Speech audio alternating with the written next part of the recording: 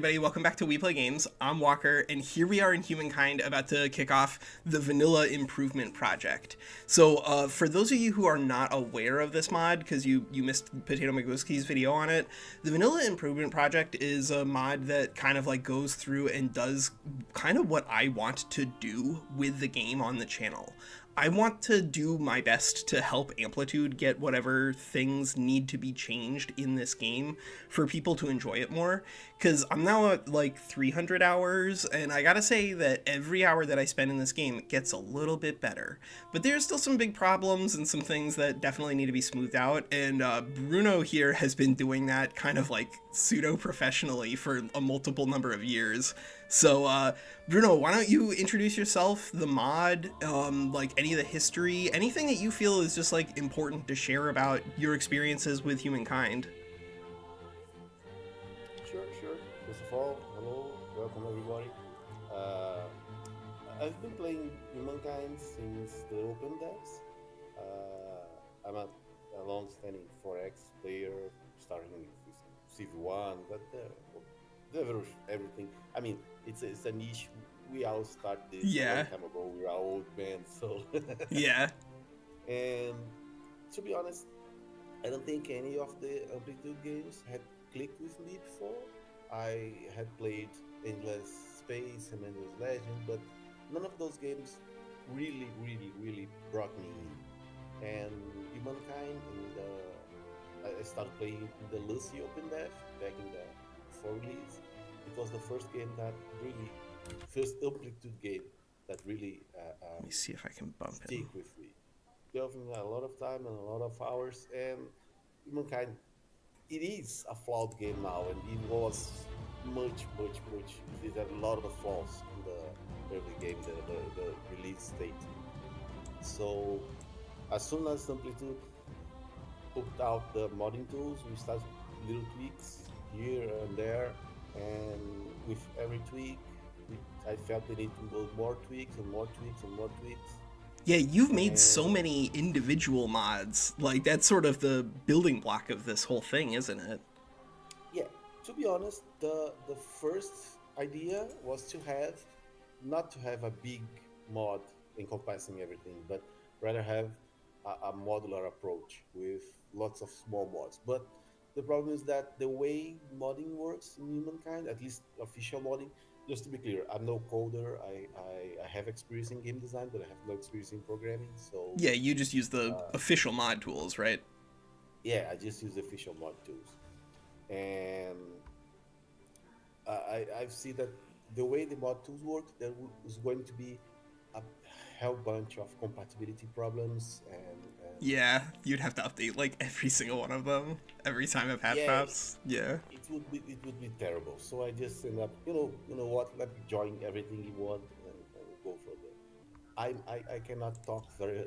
I'm not Yeah, good. no, don't worry about it. I bumped you up I bumped you up in OBS, and hopefully that helps. If not, I can keep pumping you. I have it dialed into my like Winslayer group, and they can get kind of rowdy, so I have to down them a lot in OBS. It's just the way that we gotta play. But yeah, I feel like we've introduced the concept of the VIP mod, but like one of the most common questions I imagine a lot of people will ask is like, what does this change? But I kind of feel like you would tell me what I'm going to tell them, which is like so many things that it would be pointless to put in an individual video. Like it's a lot of things that you've changed here, right? It's not like you've made massive changes. You've made little tweaks here and there, right? Yeah, the idea, it's as the name says, vanilla improvement, is to improve vanilla without adding new features, new content, and trying to not go very far from the developer's original vision for the game. Yeah. So there are tweaks, there some small, some bigger, but almost everything in the game is touched. I mean, and I have to shout out for Arcalis. Arcalis is here in the chat, and he maintains a website called VIP Mod website. I can give the Oh link in the yeah, chat. post it in the chat. We have this one is definitely on like infinite chat live restream, so if anyone wants it, it'll be there. Sure, give me a minute. Now, Bruno, did you change anything in regards to map generation rules? Okay, map generation rules. To be honest, I tried. There are some map generation defines in the mod tools, but for the love of God, I could not make anything work. Yeah. So I ended not changing anything because I couldn't. Now I know you've changed some stuff in regards to world pace because I played a little bit last night, and I know you changed chopping. Don't lie to me. Either you did or like a new vanilla patch did because chopping on fast was 4 turns. Yeah, I changed and choppy pace.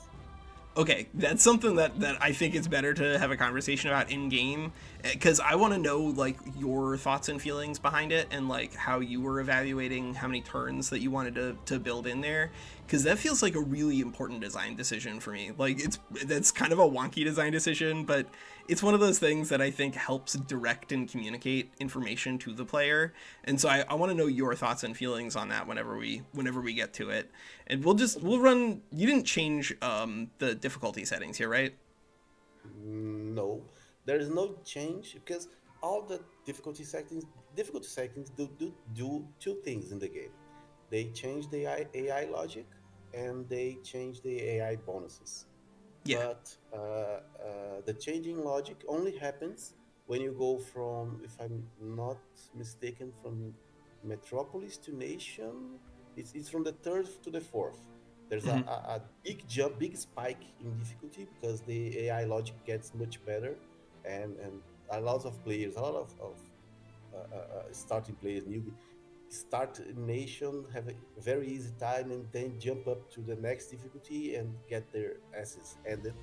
Yeah. So, and the other change is the amount of bonuses the AI gets.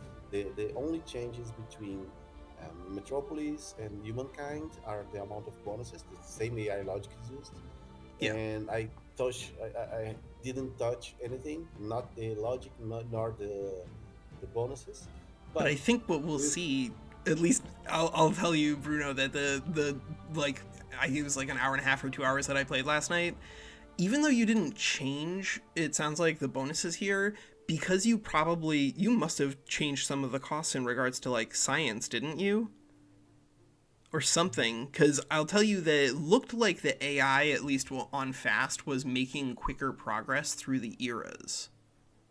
Yeah, because the question is that VIP patches some exploits and tries to break down the snowball, so it's harder for the player, even though the AI is functionally the same. It's harder for the player to get ahead, simply because there's more friction in the Yeah, game. there's more It friction don't in the let you game. snowball that hard. Okay, And there are changes to tech costs, but they're quite small.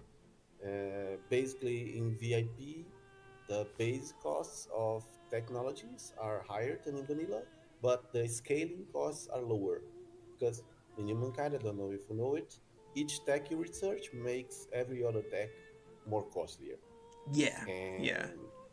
And in vanilla, in VIP, the tech scales, the cost scales less, but the base cost is higher. I think we'll see here. Let's go ahead and click launch, and then we can start talking through. I guess like even the turn zero change that you've made. That I feel like that's something that I want to have a conversation with you about. But like I feel like there's it really is an impossible answer because I think because of the way you changed the sign system, it definitely felt like the AI wasn't just like vibing indefinitely in the lower eras as long. I would assume that there's probably like a base logic for the AI that tells it if you cannot research anything because you've researched all of the text in your era, then you should move. I would guess that that probably exists for everybody other than science because that makes sense as like a baseline logic for an AI to have in humankind. But I felt like at least whenever I was playing it, I got Phoenicians, which I don't know if we're gonna get here or not, but I'm definitely giving you a platform to highlight that one, Bruno, because that's a great change. But like basically it felt like it was a lot more natural to get to that next era and that the AI was going to be forced to do it rather than just like hanging out in the ancient era and definitely farming fame stars. And like this is something that we're gonna like talk about whenever we're doing like the full let's plays and stuff, but that's like the most confusing behavior out of the AI, because I know that multiplayer people do not play that way. It doesn't make any sense to play that way. You sacrifice so much snowballing. Yeah, yeah. And as I said, I haven't changed anything in the AI behavior. To be fair, most of the AI behavior is we can touch it with the official mod tools, but Yeah, but if you change the there's mechanics behind the things that the AI is interacting with, if you change them out like arithmetically to line up better with what the AI is trying to do, the AI will do better, right? Without yeah, changing its behaviors. exactly, exactly. I'm so excited to hear like other things. Are there other things like that where you've made sort of indirect changes that have made the AI perform better without having to do a full AI overhaul? Because There, that's like there are very really, small things. For example, I remember back when back when the stealth was reworked, there was a stealth update. I think remember it was when they launched the Together We Rule expansion. The AI was very gun ho on stealth units, on spies and prowlers, and it just spammed like yeah, hell. just cause map And problems everywhere. yeah, and one of the things we did was to change the define Our for the universe spy contains units infinite. to Here make them is where it begins. in the The AI's future vision, that make you them weaker carve because through force of the will the and AI a has bit of luck. some tags that Out of the that raw it stuff of watches, and I planet said, Earth, okay, so AI, alliances and spy enemies, units and wealth and stealth units are danger, weak, power and and envy. that make the May AI you build leave less the of them. greatest mark. All right, Bruno, wait a second. How do I turn off the narrator here? There we go. I can just turn him off like that, so that way he's not trying to talk over you. Good, good. There we go. Yeah, so stealth units, like, they allowed people to, and they still allow people to do this, right? Where you can, like, block entire armies by just maneuvering them into weird spots. Yeah, Wasn't, like, the that, AI kind of, like, accidentally doing that when they first dropped? that happens, but Yeah. at least it's better now because they don't happen with vassals and allies now. But I think you wanted to talk about turn zero, I want to and talk about that's turn zero. those two tribes. Two tribes. Having now played with two tribes, I want 5 tribes, I want 10 tribes, I want 10,000 tribes. This is so much better than one tribe. I cannot, I really can't even begin to describe it to people. This needs to be a vanilla change at a minimum. But I'm curious, have you experimented with more than two? Like, I haven't, no, to be honest, I haven't experimented because the problem with Neolithic is a fun moment of the game, but to me, the main problem with it was the amount of RNG. yeah, You were very subject to the spawn and what curiosities you could get in the first turns, and whether you had mammoths or not. So, increasing the amount of growth needed and giving the player two tribes instead of one lowers the RNG aspect because it's less likely that you just waste the first third or the first couple turns. This is yeah. very noticeable, especially on the fastest speeds. This is one of these things that I honestly, if it's really easy to change, I would be more than happy to just like try it on 3 or even 4 just to see how it operates, because it really does feel like at least I'm not just concerned from like the player perspective, but also concerned from the AI behavioral like outcome perspective. If the AI does a lot better by starting with 3 or 4 tribes, then like I'm more than happy to have that be a normal thing. But yeah, like the RNG thing, I agree with you 100% in terms of map generation. This is something where like it's not really part of map generation so much as it is Neolithic rules for me. I still kind of think that there should just start with a lot of food pickups, and then the food pickups disappear to like force you out of the Neolithic to make you feel like you have to become a settled person. And then like I'm not a huge fan of mammoth sanctuaries generally, but we will talk about mammoths whenever we get around to finding them out here. And then I guess we'll also be able to use this as a good opportunity to take a look at the way you've reworked Era Stars, because you've done some work there, haven't you? Yeah, I did. So it's very easy. Just this point, it's very easy. You can put as many tribes as you want. You can put 5, you can put 10, you can put as many tribes. That's a very easy thing to change. It's just a drop down menu, and you just click adding more tribes. Yeah. I can show you. Okay. Awesome. And I'm so jazzed. This is evil science, man. Like this is so much better. so on pickups, there are a couple changes in pickups, and I think one thing that makes the AI play worse is that they can't do what exactly you just did. That is to walk one tile at a time. When an AI is exploring, it It goes uses all at its once. yeah, it goes all at once, and then because What? what happened? Then let me tell you what happened. At first, when the game was released, the AI knew where all the curiosities were, even the ones Oh in no. Fog of War. Oh Yeah. no. So back in the release, Humankind, there was a super auto explore. You just set your tribes to auto explore, and they would zero in with zero error on the curiosities and grab everything. You Oh you good you lord. didn't have to play. Yeah, you didn't have to play Neolithic because the AI would do everything. And when Amplitude and the AI was very strong for that because they could pick everything instantly and they would be lined for the curiosities. Yeah. And when Amplitude fixed that for the human player, they made the logic so the AI will beeline to any curiosities that it can see. But if it does not see any curiosity, it's going to just walk in a random direction. But it And chooses will the use, random walk and then doesn't look until it's done. yeah, yeah. And Yeah. after it's done, it sends the next one and so on and so forth. Gotcha. So that's how Auto Explorer works, by the way. If you just set up all your tribes to Auto Explorer now, you can see it's the exact same logic the AI uses. I can't do So, that.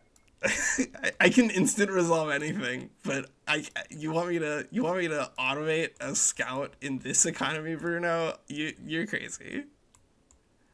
I mean, you could do. I'm not saying I you're can, going to do, but somebody and could. the AI Somebody is could. doing it.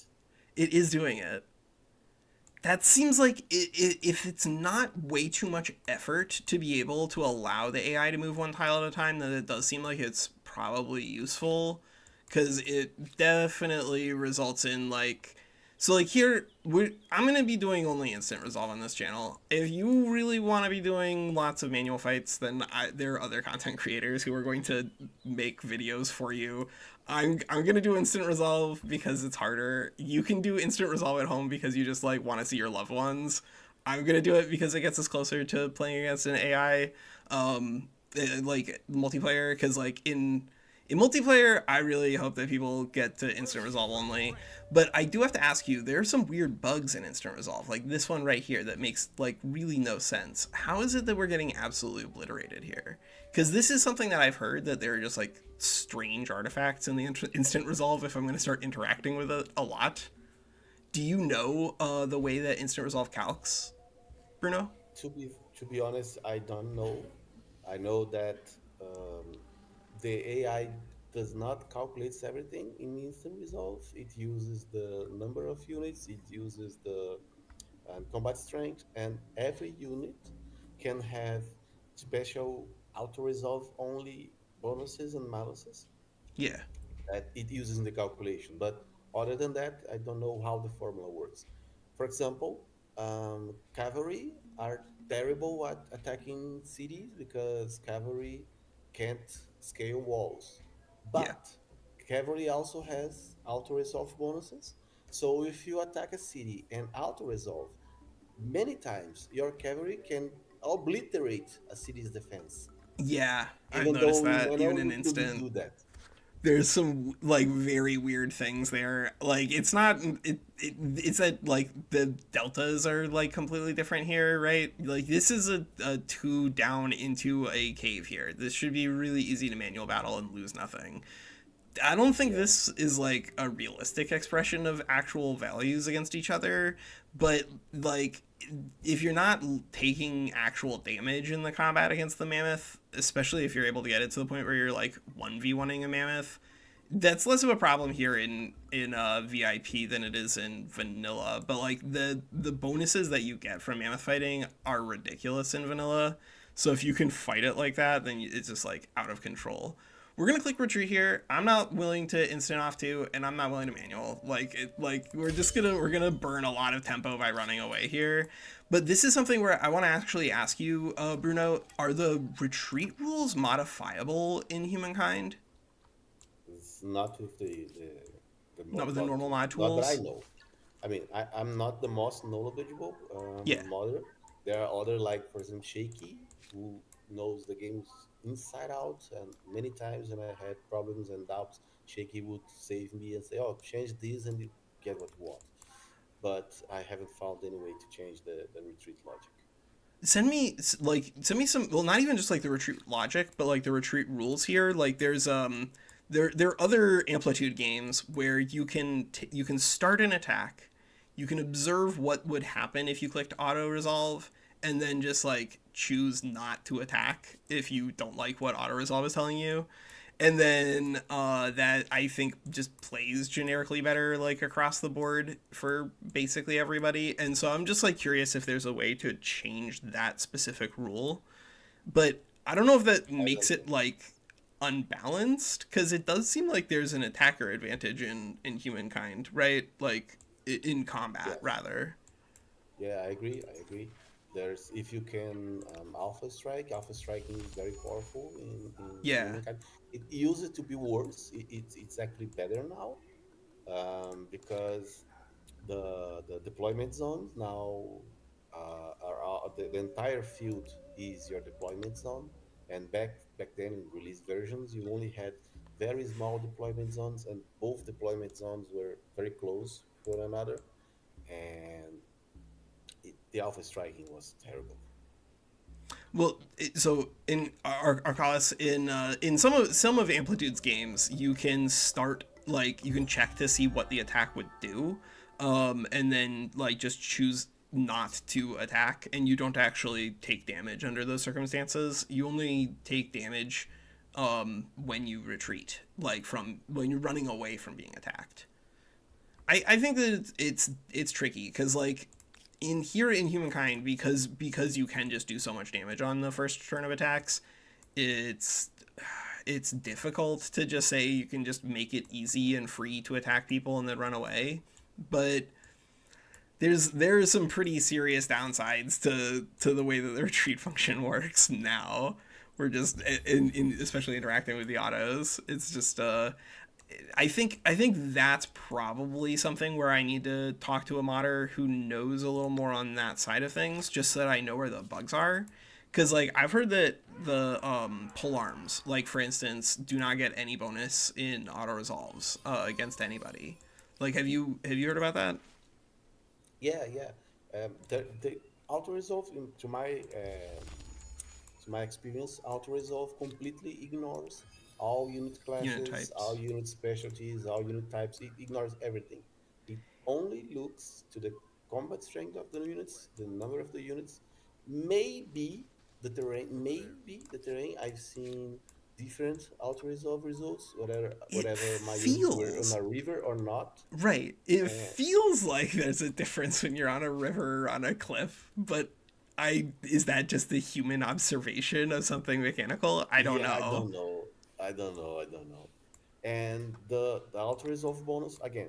Every unit in the game has a hidden value called the auto resolve bonus, and it's theirs in the code. We can change it, but the game does not show this information in game anywhere. Yeah. And that that changes auto resolve, but I don't know how by much. I don't know how it works exactly. Well, I'm gonna have to dig around and find somebody who can like really explain it to me, because it does seem like it's interesting, but I'm also kind of like curious from a game development standpoint if it's like remotely possible for the AI to fight against itself the same way that it does in Age of Wonders 4. But like, I don't know how the combat AI works in Humankind. Yeah, Does the combat AI respond to player actions, or does it have like a logic of its own? the combat AI has a logic of its own, and sadly, there are defines for it in the mod tools. We can see it, but the problem is that I've tried to change it. I've tried to change it a lot of times, and none of the changes I made had an impact to the actual AI reasoning.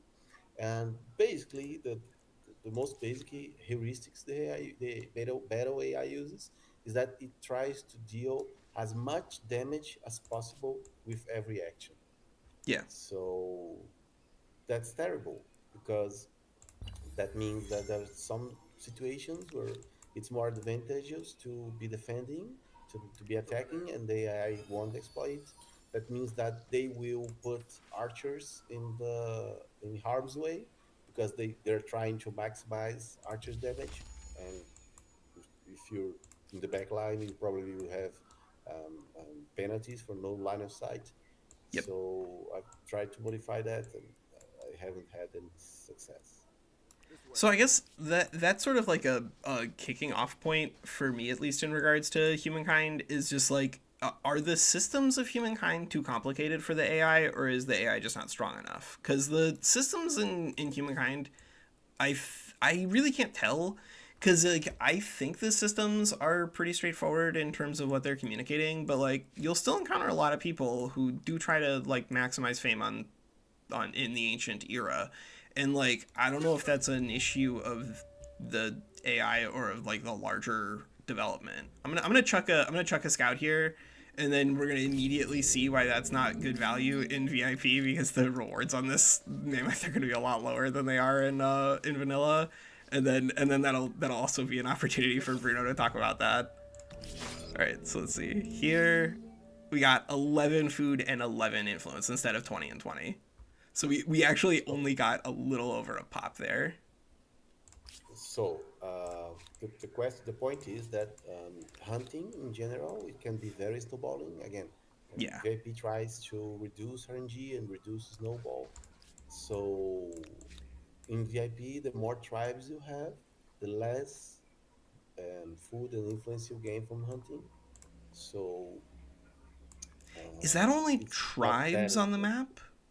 Like if I take No, tribes no. and I disband them Uh, into outposts? to be 100% honest, I'm not certain. Had to check, but Okay. I'm almost certain that it's tribes and population. It counts everything. Okay. And the first idea I had was to increase the food per pop. My first idea was not to reduce hunting bonuses, but rather make every tribe you have make the next tribe need more food. So the Like more, increase this number? yeah, yeah, Yeah. increase it. Yeah. And I couldn't do that with the mod tools. There is a define for that. We can change it, but it actually makes no effect in the game when you Ah. set up the mod and it does not work. Yeah. So y- making the food yield less and less was the only solution I could come up with that actually works.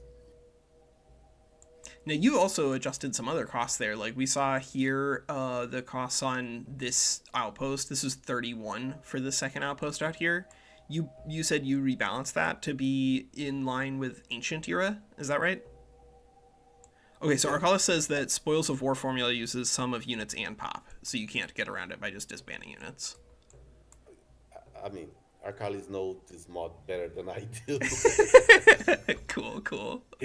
Again, he's absolutely fantastic, and has been a lot of help in maintaining and keeping the mod updated, and I'm very thankful for him. Uh, so back to the formula thing. Yeah. The point is that, in my opinion, vanilla humankind has a lot of advantages of staying longer in Neolithic, and one of the uh, biggest strategies you can do in a long Neolithic is to start the game with two cities. You can Yeah. use the influence. You can gain influence much faster than in ancient, and the costs are much cheaper.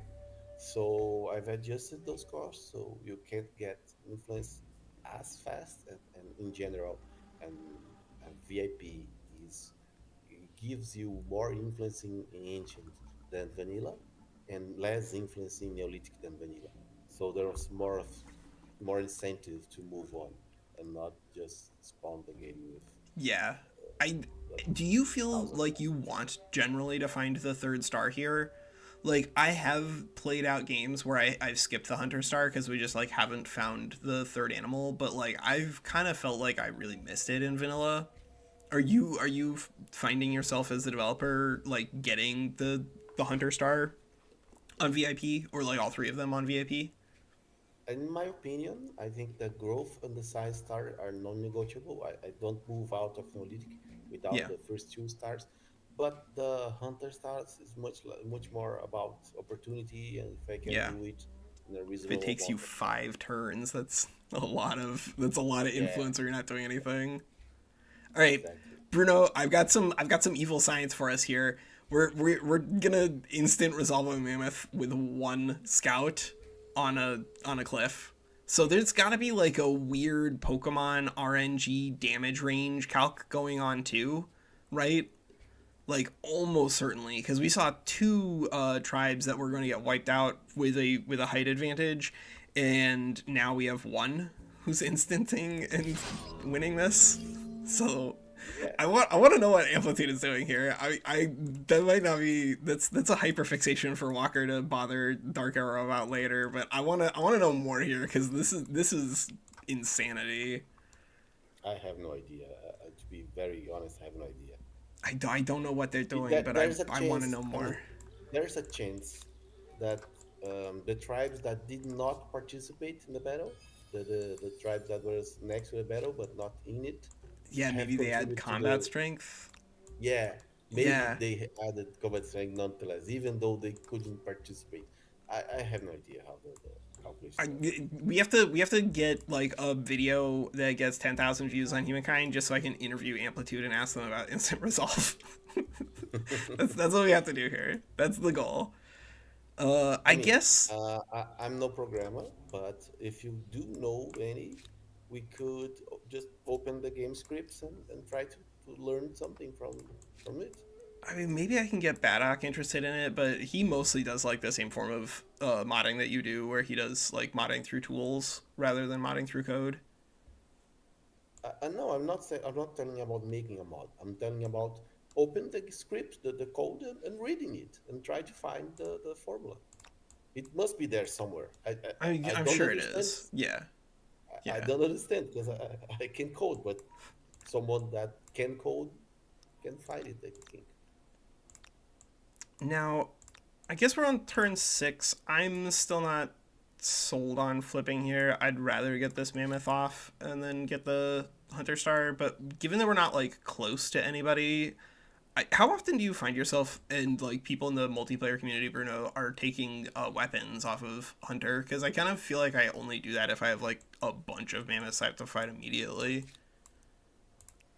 Uh, you mean the choice, the Yeah, legislative the choice? +1 Yeah. combat strength. But like, I don't know Uh, if multiplayer people are rushing each other like a lot more than I am. Like, are people killing each other with warriors? they are. They certainly are. I Good. mean, if you don't get ready for it, Yeah, Komodo will he'll kill you with absolutely warriors. obliterate you in ancient. Good. Oh, hello, Uncle.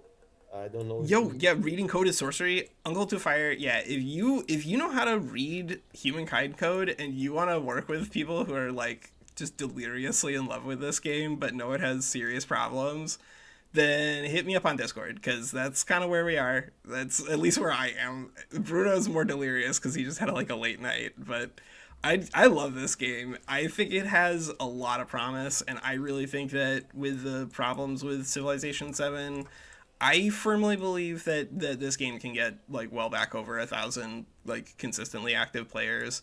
I think it's got the strength to do so, but it does have some problems that I at least do not understand. It's the deep lore. The deep lore is the reading the code of humankind to try to figure out how the auto resolve works, because Walker cares about that for some reason.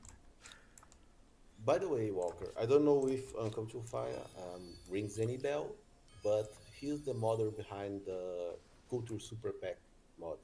Oh, The, dope! Yeah, like I Age of Wonders 4 modding is something that like I still haven't really gotten that far deep into, other than skirmish mod. Mostly because like I feel like whenever I'm doing like instructional videos, some of the total overhaul mods, like even this one here, Bruno, I love this. I love what you're doing here, but like we'll talk about this, I guess, now, is that like you've made the Phoenicians so much better that I would have to give them a different letter grade in regards to like how I assess them on a tier list. God damn it, Walker. You can scroll down instead of left and right, Walker. I know you can do that. But like Bruno, this is good. This is exactly the kind of change that needs to happen in this game. But it also means that like if I did a tier list for VIP, it would necessarily need to be different from vanilla. yeah, that's the idea. I mean, there's some inherent the changes. I mean, not changes, but inherent imbalances between cultures. The game, in my opinion, for humankind draft system of cultures to work, there need to be stronger and weaker cultures. Yeah, But in general, VIP tries to make every culture viable in some way, in some situation. yeah. And This I'm is a big this is fan of. this is a tricky one because like this is something we did already talk about on the fundamentally emergent vibes stream, but I feel like the in order for this draft mechanic to work, there does need to be a power imbalance, but also in order for like the draft mechanic to work, I think it is good when like things are situationally better. But then if there's like, okay, if everyone's competing for, all right, so here we have horses, right? Assyrians, they definitely want a bunch of horses so they can get these Assyrian raiders down early. Uber was like right on the money that these are great units when you can just make them early. But like there aren't, I don't think, a lot of other people naturally who take advantage of like horses early.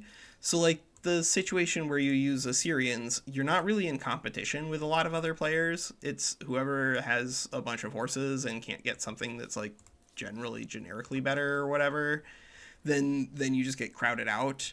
So like I feel like the drafting idea is probably the most interesting part of the game for me. But I just like worry about the balance of the draft itself. Sure, sure, I get it. I mean, it is a tricky thing because to make sure that no culture is completely useless, but Yeah. no culture that they still have those imbalances. It's a very tricky and one that I'm sure that devs have spent a lot of time. I have spent a lot of time in it, Yeah. and things like those tier lists and the experience, the feedback that players both in and not in the multiplayer community can give, that those truly can help. Yeah. All right. Well, we did Oh, it. hey, We successfully got the third, and I feel like on turn 7 is good enough for me here. We got plenty of pops, so I think this is going to be a good opportunity for us to do some ascending into another culture. But I feel like agree. in order for us to even do that, I kind of need to like talk out my thoughts and feelings about like ascension generally here, because like we just don't have the resources that like naturally draw me to one of the to different cultures. Like I don't know when you're using Phoenicians in vanilla, because without this bad boy being viable with influence, Phoenicians are borderline unplayable in my opinion. With this, they were way sweeter. This needs to be in vanilla like now. But like I don't think I would normally take this on VIP if I didn't have like luxuries boosting these, because I this has got to be a huge part of the strength of it. It was just it was a specific save file where I had 4 gemstones like just immediately around me, And so the scaling on my harbors was pretty good. We were raking in just like a lot of dosh. Yeah, Phoenicians are. I personally really like them. Wait, there are two changes in Phoenicians, and it's tricky because again, the UI it's not perfect. It's not really perfect in the game, and there's some things that you just can't show easily. For example, the harbor change, because in VIP you don't need to research fishing to Yeah, place the unique harbors. In vanilla, it's very strange because in vanilla you need fishing to place havens, coltons, right. and nausts, but you don't need fishing to place bandari, and for some reason, and but VIP just removes that restriction for every one of them, and you just does not show this change. The UI does not communicate this change anywhere, Yeah, and that's hard. yeah. Uh, QSO says you found AI helps a lot to understand what's going on with the code. Yeah, like if you're trying to parse the AI, sometimes you can make pretty meaningful like changes in terms of behavioral outcomes. Like we'll if we don't get very far on VIP today, we will do a VIP let's play. I just have to figure out like how to mirror it with vanilla so that we can talk about changes that I think should be coming over to vanilla. But like the save file that I played, I got some pretty different pacing in terms of era 2. Like when I ascended over to era 2, there was already an AI that had already ascended, and there were like 3 or 4 other AI that were ascending on the exact same turn. And I don't think I have ever seen that in vanilla, like ever in my entire life. It was an astonishing and very cool thing. But anyway, so which culture do you want to go? well, so like I kind of feel like this is something where I feel like we disagree maybe on this. I feel like Pama, I'm actually still fine like taking because we do have a bunch of rivers and stuff, and like generically, I find that their EQ being buildable is sort of like as a hamlet like away from the city center is just like a really powerful thing. But I don't know, like that river. I guess that river is like a ridiculous amount of food if we build over there. But like this river is what like 1 5 extra 6 extra food. Like that's not nothing. But I gotta say that the Aesthete Star, I guess I'm gonna take Pama just so that we can like talk about the Aesthete Star. I think Harappans are the influence culture now, like the way they were a million years ago. Because I don't think you get enough influence from the Aesthete Star like cultural blitz ability. Like I think the old cultural blitz ability was really it was unhinged. It was definitely too high, but that I think it communicated with the player the way that the game works a little better. Because oh yeah, this is actually a huge change that I probably should have highlighted earlier that Bruno did tell me about when we did like a test stream. When you pillage a sanctuary, you get a whole population, balancing And now versus later. to be honest, you just gave me one idea.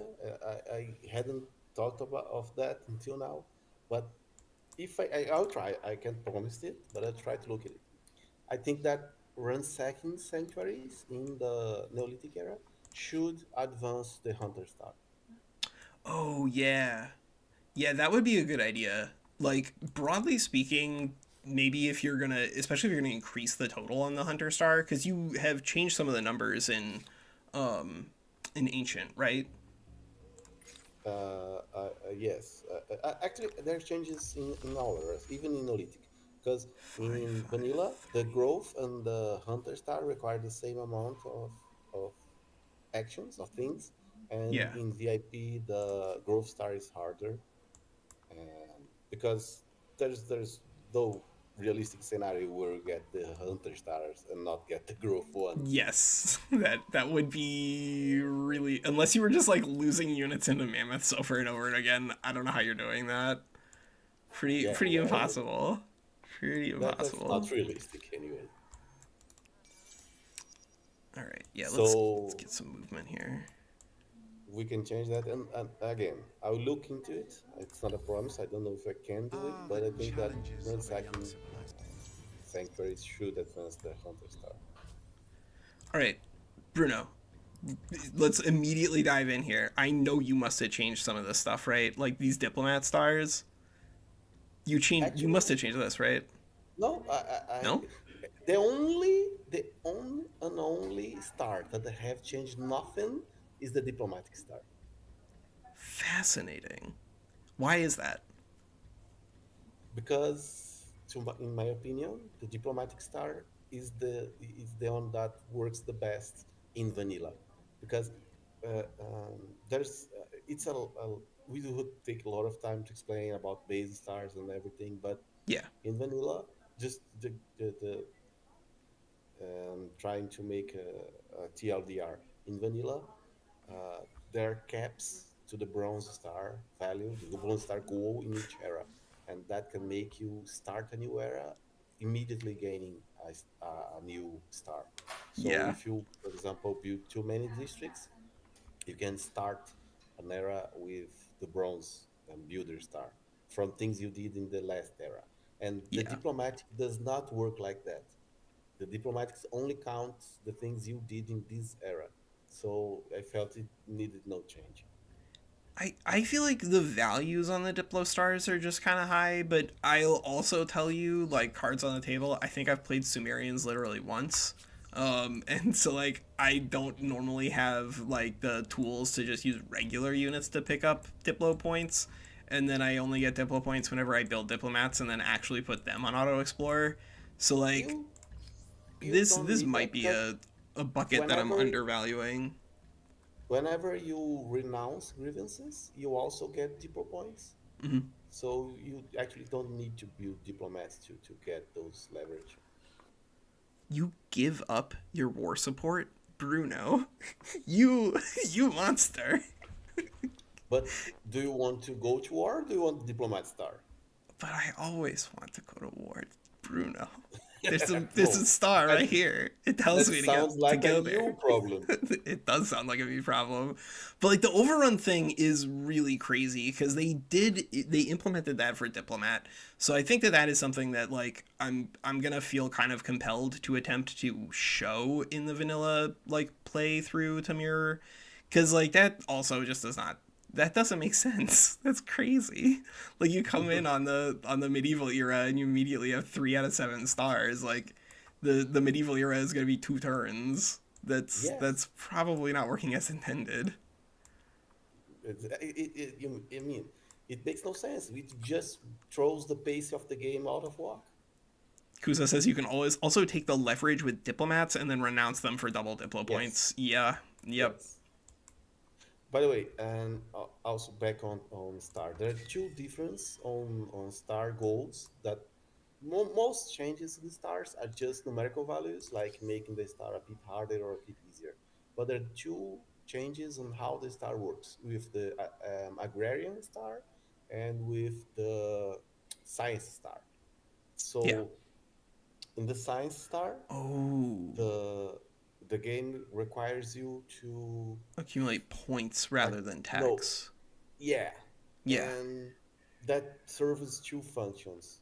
First, it means that scientists' cultures are not screwed because scientists' cultures, since they can research on an era ahead, they require more tax to get the science star. So it's Oh, actually for harder. real? Oh. Yes, Oh my it's god. actually harder for scientists' cultures to get the science stars than it for a normal culture. Okay, yeah, that seems like a pretty easy fix. And second, because the stars in VIP are dynamic, they start the numbers, the goals change based on your stats, on your fame, and your number of stars achieved. And I could make it granular enough to work without changing for science accumulation. Yeah. And the other change is in agrarian stars is in vanilla. It counts population and units. And Right. in VIP, it's just population. So Yeah. actually building units reduces your agrarian star accumulation. And in vanilla, the best agrarian tactic, the best way to get agrarian star is just to build units, because those units do not cost food, and your city will grow faster. Faster, And yeah. and and I changed Agrarian, build a bunch of units. Hmm. yeah. Hmm. Yeah, that seems a little silly. But like the way that you adjusted things, it's that it because it kind of follows the player from one era to the next. It definitely kind of it feels like that's another one of those tensions on the snowballing versus fame like pulley that defines the game for me at least. And I don't even think that this is a problem for anybody, right? Like are there any problems here that I'm not thinking of? Any downsides in terms of scoring? Because it seems like it really is still going to mostly reward people for playing the game the same way. It feels like the vanilla improvement project rather than a total overhaul here. But I don't know if there's anything that like I'm missing. Like on Evolved in Age of Wonders 4, the EXP capture minimum for like stacks is 6 rather than 4 units. And like once you start thinking about the way that tempo works in that game, it's really different. But like I have 1,600 hours there and I have 300 here, so contextualizing this can be a little complicated. It doesn't seem like there are any downsides, though, right? I mean, if there are, I'm You're calling not out aware to of you. them. If they were downsides, Walker, I would have already fixed it. Did you No, change it's not the? that I think. I want to hear about it. Yeah, yeah. Did you change the combat stats on scouts here? Yes, scouts are one. There are two changes to scouts. First, they are one combat strength lower, so 12 instead of 13. And second, they get a penalty when attacking home guard units when try to reduce scout rushing. So you can't just like kill everybody with Harapan runners anymore. Are those down to like 13 strength? Yes, yes. Yeah, that makes sense. All right, so fight me in real life, Bruno, because I'm gonna click Cultural Blitz and I'm gonna get 15 influence. This- that is not enough. I don't know, man. Like, I get what they're doing here in terms of rebalancing this, because like this number was really patently absurd beforehand, but like it doesn't really feel like we got like 2 turns of income there and we haven't even set up a city yet, so that doesn't really even express like how much influence we're actually going to have. Yeah, we got Well, less than a turn of influence there. the next time you use, first of all, the next time you use it, it's gonna be double. It's gonna be 30, not 15, Yeah, and you got a pretty nice influence income just because your Pama can get yeah. those passive Pama bonuses. Yeah, it's tricky because like the the old numbers really were ridiculous to the point where they were the only playable cultures like hypothetically like you just got so much out of getting so many like 2 extra cities at the very beginning of the game, but like it's on the HUD. I want those cultures to be good just for communication purposes. I don't know, man. It just seems like a good idea for people not to be led astray by what's going on up here. What's going on in here? You've made some pretty serious changes in terms of religion, right? Yeah, yeah.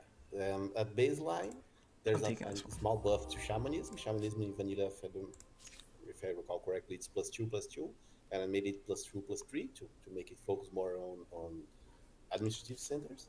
Yeah, And being converted will give you stability penalties. yeah. So I saw it -10. That might be what the person was talking about in Discord. Where like between that change on stability, and I can't open civics because I don't have them unlocked, but we can fix that. But like between those two, you did remove a meaningful amount of stability from the game, right? yeah, there are stability sources in other places, but because my problem with religion is that it was mostly a rush to get, of course, abstain, but not only Abstain. abstain, but to get level 4, and then you just ignore religion. There were absolutely no problems of letting another person convert your whole empire. And I think that making religion matter in a baseline, meaning, okay, you have to maintain religious unity or you get stability penalties, gives religion more meaning, more teeth. Okay, so Bruno, talk me through here. One thing that was like definitely out of whack in vanilla and is something that I do think needs to be rebalanced is abstain from intoxicants. But like I kind of think of it in vanilla at least where I'd rather see the other things get buffed up to abstain level or like closer to abstain level. I don't know how to parse this here because like I think that one of the values of religion is the fight for first, but I kind of think that there also needs to be a good fight for second and third to encourage people to like want to get religion even if they know they're not going to max it out and get the best thing. But like it seems like a lot of these are not really one of them is a lot better than the other ones, but rather they're all situationally useful, which is that's not wrong. It's just that like that does reduce the competitive aspect of religion, which by reducing the competitive aspect you kind of reduce the race, right? Like the rat race for control of the good stuff matters less if the good stuff isn't as much better. I agree. I agree in a sense that it really does, but at the same time, at For least in the context, early tenets, in the everybody, the abstain from intoxicants, this was what +2 on woodland and forest. yeah, +2 on woodland and forest and It's religious in districts. religious districts. This was way too much, just way too much industry. It was so much more than all of the other ones in vanilla that like multiplayer people were literally converting to other people's religions because they got abstain. That's how much better it was. This is much smoother in terms of outcomes, and I don't think it's wrong for it to be that way. But it does mean that like whenever I play VIP, I'm gonna have to think more about religion. Like there are more interesting interactions going on here. How dare you? I have to read text, Bruno. Why would you do this to me? I thought we were friends. But it does seem like that is not, I think, also like an inherently bad design space for people to be working around with when it comes to religion. Like if you're using them, if there are multiple things that are just very powerful and like situationally useful that people will want to fight over, then that still gives you a reason to go into religion, right? Like if I mean, abstain is in worse but general, everything else is better, then you still want it. in terms of religion power level, what VIP does is to move up power from the first tenets to the last ones. So Ooh. tenors tiers 3 and 4 are generally much stronger than vanilla, but at the same time, Oh the yeah. first tenet and some of the seconds are weaker. So it's not like the problem is that in vanilla, in my opinion, the race you got the rat race you got was to get the first and Yeah, maybe the it's first second past tenet the as soon as gate. possible. Yeah, Whereas while these really are crazy, Bruno. Like raise yes, monuments. This is so much better than it was on vanilla. so what VIP does is to delay that race to make religion matter until the end instead Wait, of have you only done the math mattering on to the this for raise monuments? Because it isn't it +50 in vanilla raise monuments. It's +50, yes. It's +50 on on alliance, I wonders? guess. On But this wonders, is yes. religious followers on religious leader, and it doesn't Yeah, say so religious followers in your land. It's anywhere, right? yeah, it's religious fall anywhere and only benefits the religious leader. So if you convert anyone, Oh, only you get the signs only from you them. get this. Oh man, yeah. This is the old school like Civ 4 religious building that we were talking about. That I'm the neurons are starting to link back up again. Right, right, right. We've already talked about this one in our previous stream, but I like the idea here. I want to see the math in comparing this to the 50. I kind of feel like it's got to be stronger because of the concentration on religious leader, but I don't know if +1 is enough. Like there are cities getting enormous in VIP. I guess They we'll can only find out if we play, huh? Because yeah, they you've changed some pretty serious things here, haven't you? yeah. Yeah. All right, you know what? Let's just take some pops that are like wounded and just send them back home. These are all of our veterans, but the more that I play, the more that I don't care about veterancy on scouts. Like they don't do anything. They upgrade way too late for me to be interested in preserving EXP most of the time. They're scouts. Scouts are scouts. You use them to scout. It's right there on the box.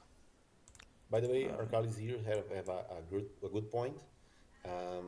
VIP makes lots More of, religious districts. Oh yeah. yeah.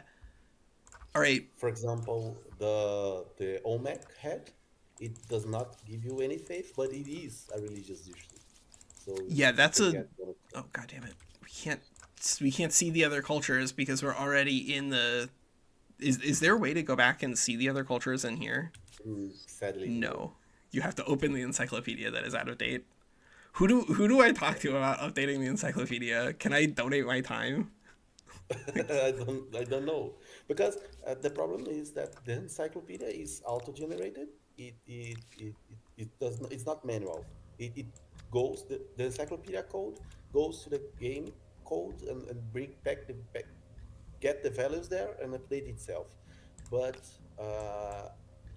it's not it's a code, but it's not automatic. Someone has to run it and has to check it if there could be some bugs or any problems, Okay. and I don't know why So it is technically possible, but it just needs to be something that gets prioritized.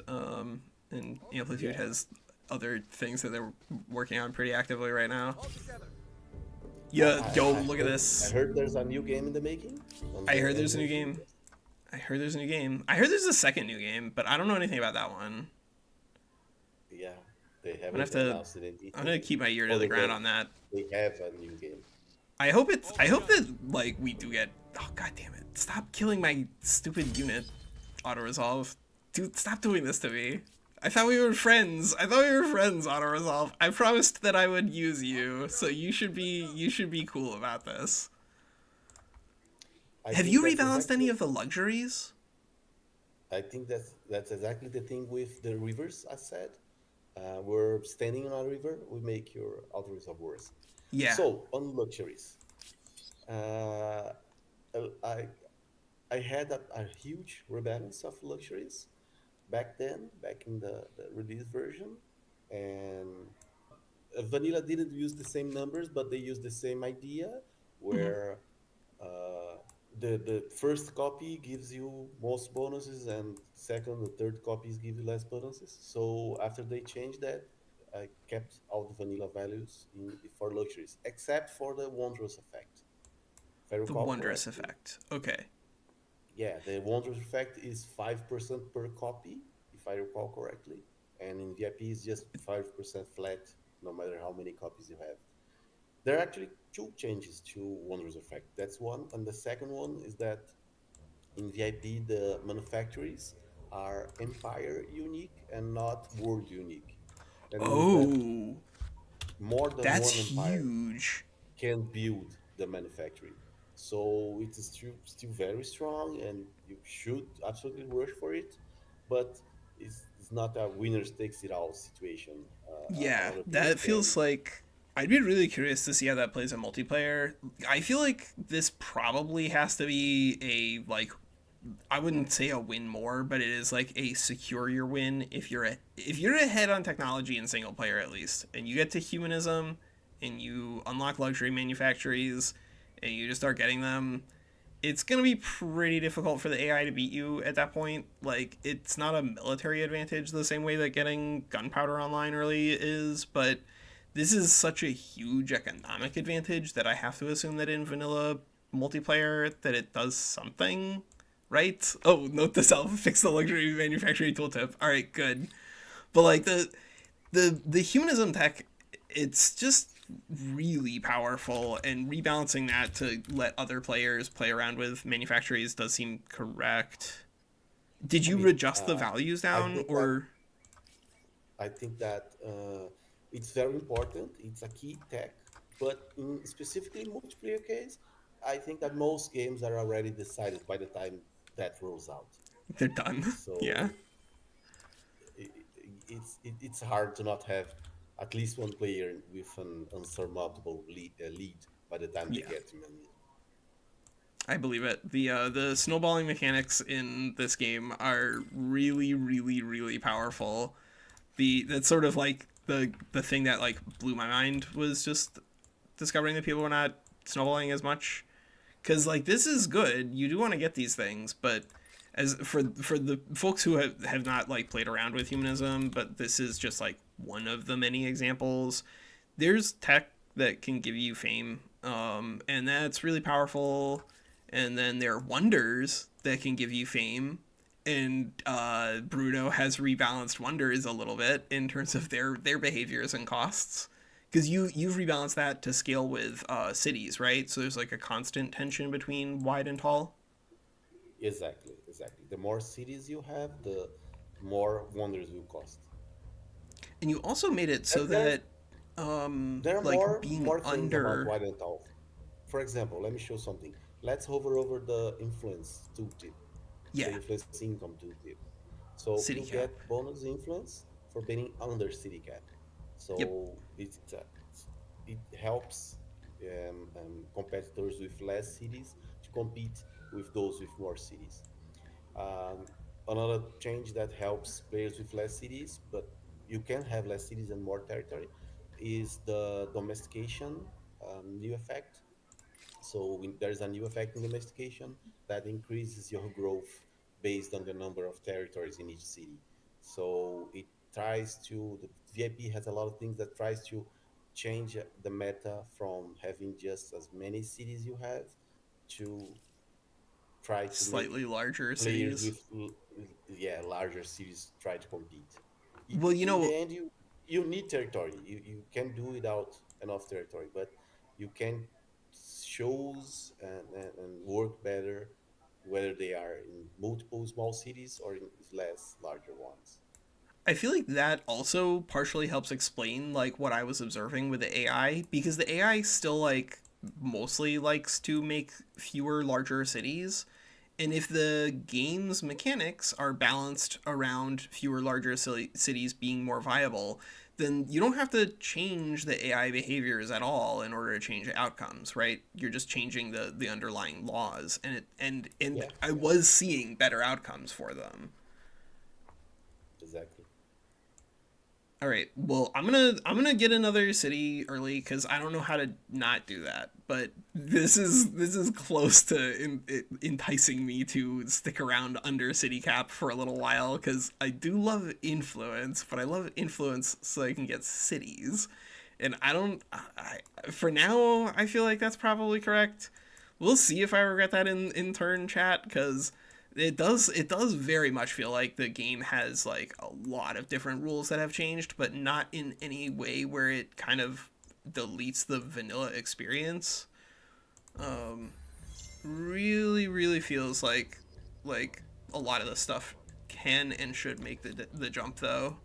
Once Amplitude has the time to work on this game again, some of the And stuff that really and should have that been there circles from the back to beginning. what we're talking with Aniru in the start of the stream. That's really hard to pinpoint. Okay, the mod does this Yeah, because it's so many subtle things that change without feeling not changed. yeah, like the science costs, like here, because of the way that science costs scale up, I think we're still going to be able to finish all of the Era 1 text pretty quickly. We just need to get a second city and like get drop some pops into it. But like in vanilla, I'll tell you that like because of my desire to click through to the next era basically as quickly as possible all the time, like I'll end up with like big sections of the tech like from previous eras that I just like haven't bothered to research yet. Oh yeah, the overpopulation mechanics. I think that's something that we probably should talk about here, but I think we can get to. Can we get to that naturally? I don't know if we can get to that naturally. I should have enabled mod tools for this so that we could just add population, but I didn't Don't think worry this about through. I didn't think this through, it. Bruno. So, overpopulation. Overpopulation, in my opinion, is a terrible mechanic in vanilla because all that overpopulation does in vanilla is increase your food consumption. Yep. If every population over your population cap adds 16 to your food consumption, and that highly punishes players that go for food, because the payout of having high food is just having too much pops, and those pops reduce your food. So the Yeah. payout for having high food is a food penalty, Yep. and that makes absolutely no sense in my mind. So I've changed overpopulation so that you can uh, gain gain resources and gain bonuses. Every pop over cap will give you a little bit of food, a little bit of industry, a little bit of money, so you can get those resources. And having population over the cap is actually a stretch you can do. However, it also reduces your stability.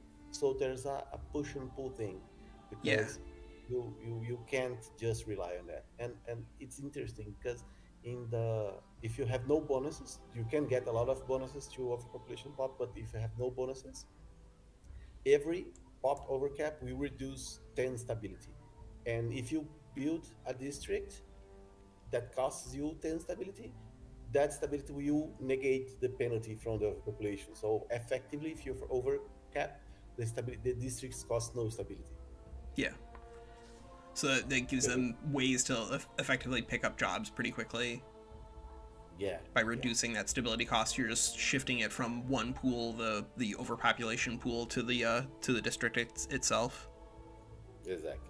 Yeah, I think that makes a lot of sense. So what we're talking about here, chat, is that like as you play the game out, you'll get more pops in your cities. I could just like bring all these scouts home and disband them all, but we still wouldn't be at the population cap. But anytime you have more pops than you have jobs, your pops just kind of like hang around and pretend to make YouTube videos while bumming off of their wife. So like they just don't contribute anything other than instability, and so you have to like find ways to do stuff with them in vanilla. I've found that most of the time that just involves making more units, because like units use population and I like fighting things. And so like that's a pretty clean and easy way to use them. But Bruno has like radically changed the way that population works in Humankind. I would say that this is probably the most drastic change that I have identified in the game. And it's, I don't think, even a bad change. It's just a really complicated one if you're not approaching it correctly. But like you've taken, this is a new one too, right? The infrastructure reducing work slots. Yes, yes, it was added to the game, to the mod this week. This week, yeah. So this is a brand new change that I think anybody who's interested in Humankind and interested in the VIP mod, play around with this, get a good feel for it. But I based off of what I have seen on Discord, I feel like our thoughts on this are like perfectly aligned.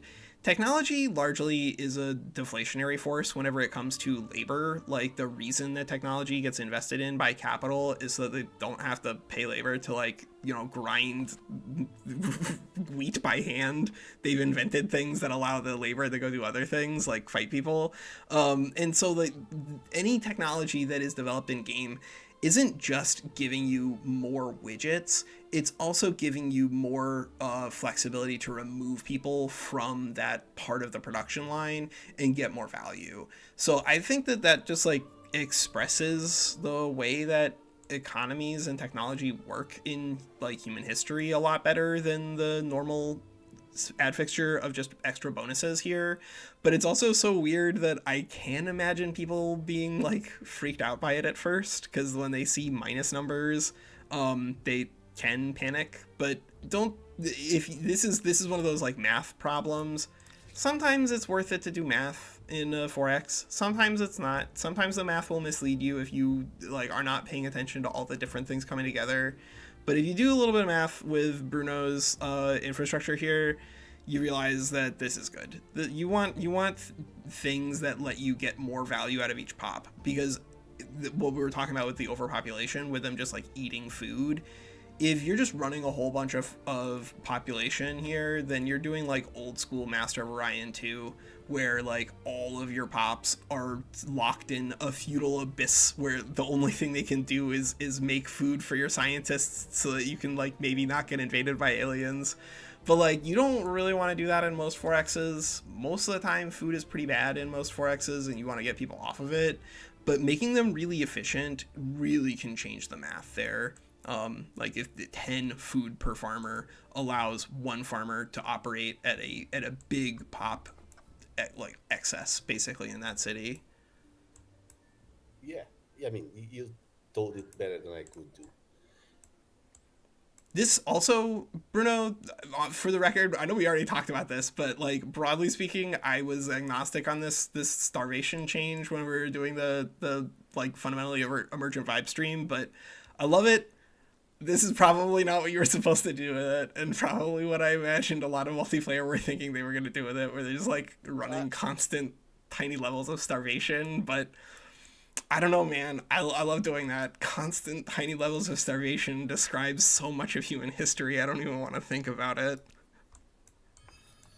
I mean, I understand that, but it was just a pain in the ass to have the notification. You gained a pop, you lost a pop. You gained a Oh, pop, you lost a pop. You gained a... 100%.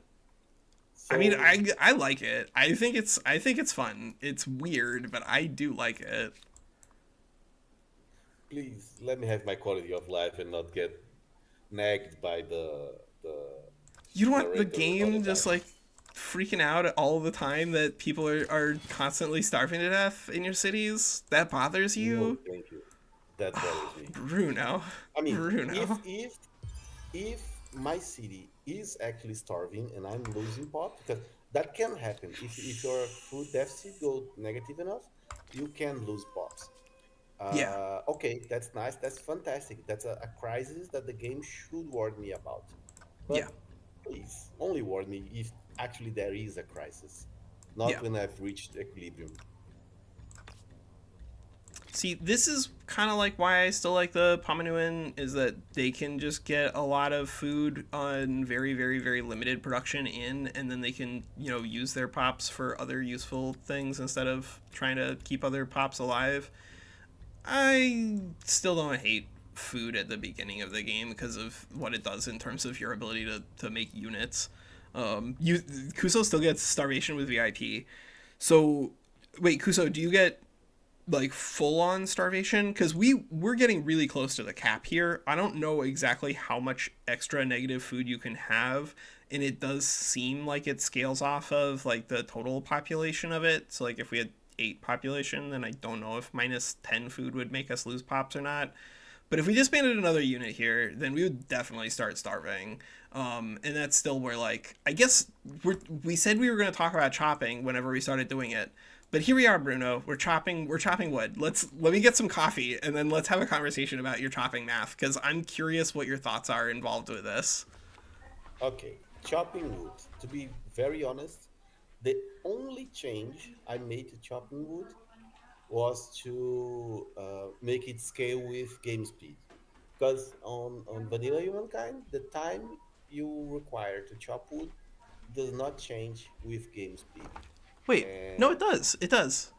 Unless they changed it on the most recent patch, but like I, when I did the last test that I did on Humankind, it was 1 turn on Blitz and it was 8 turns on okay, Endless.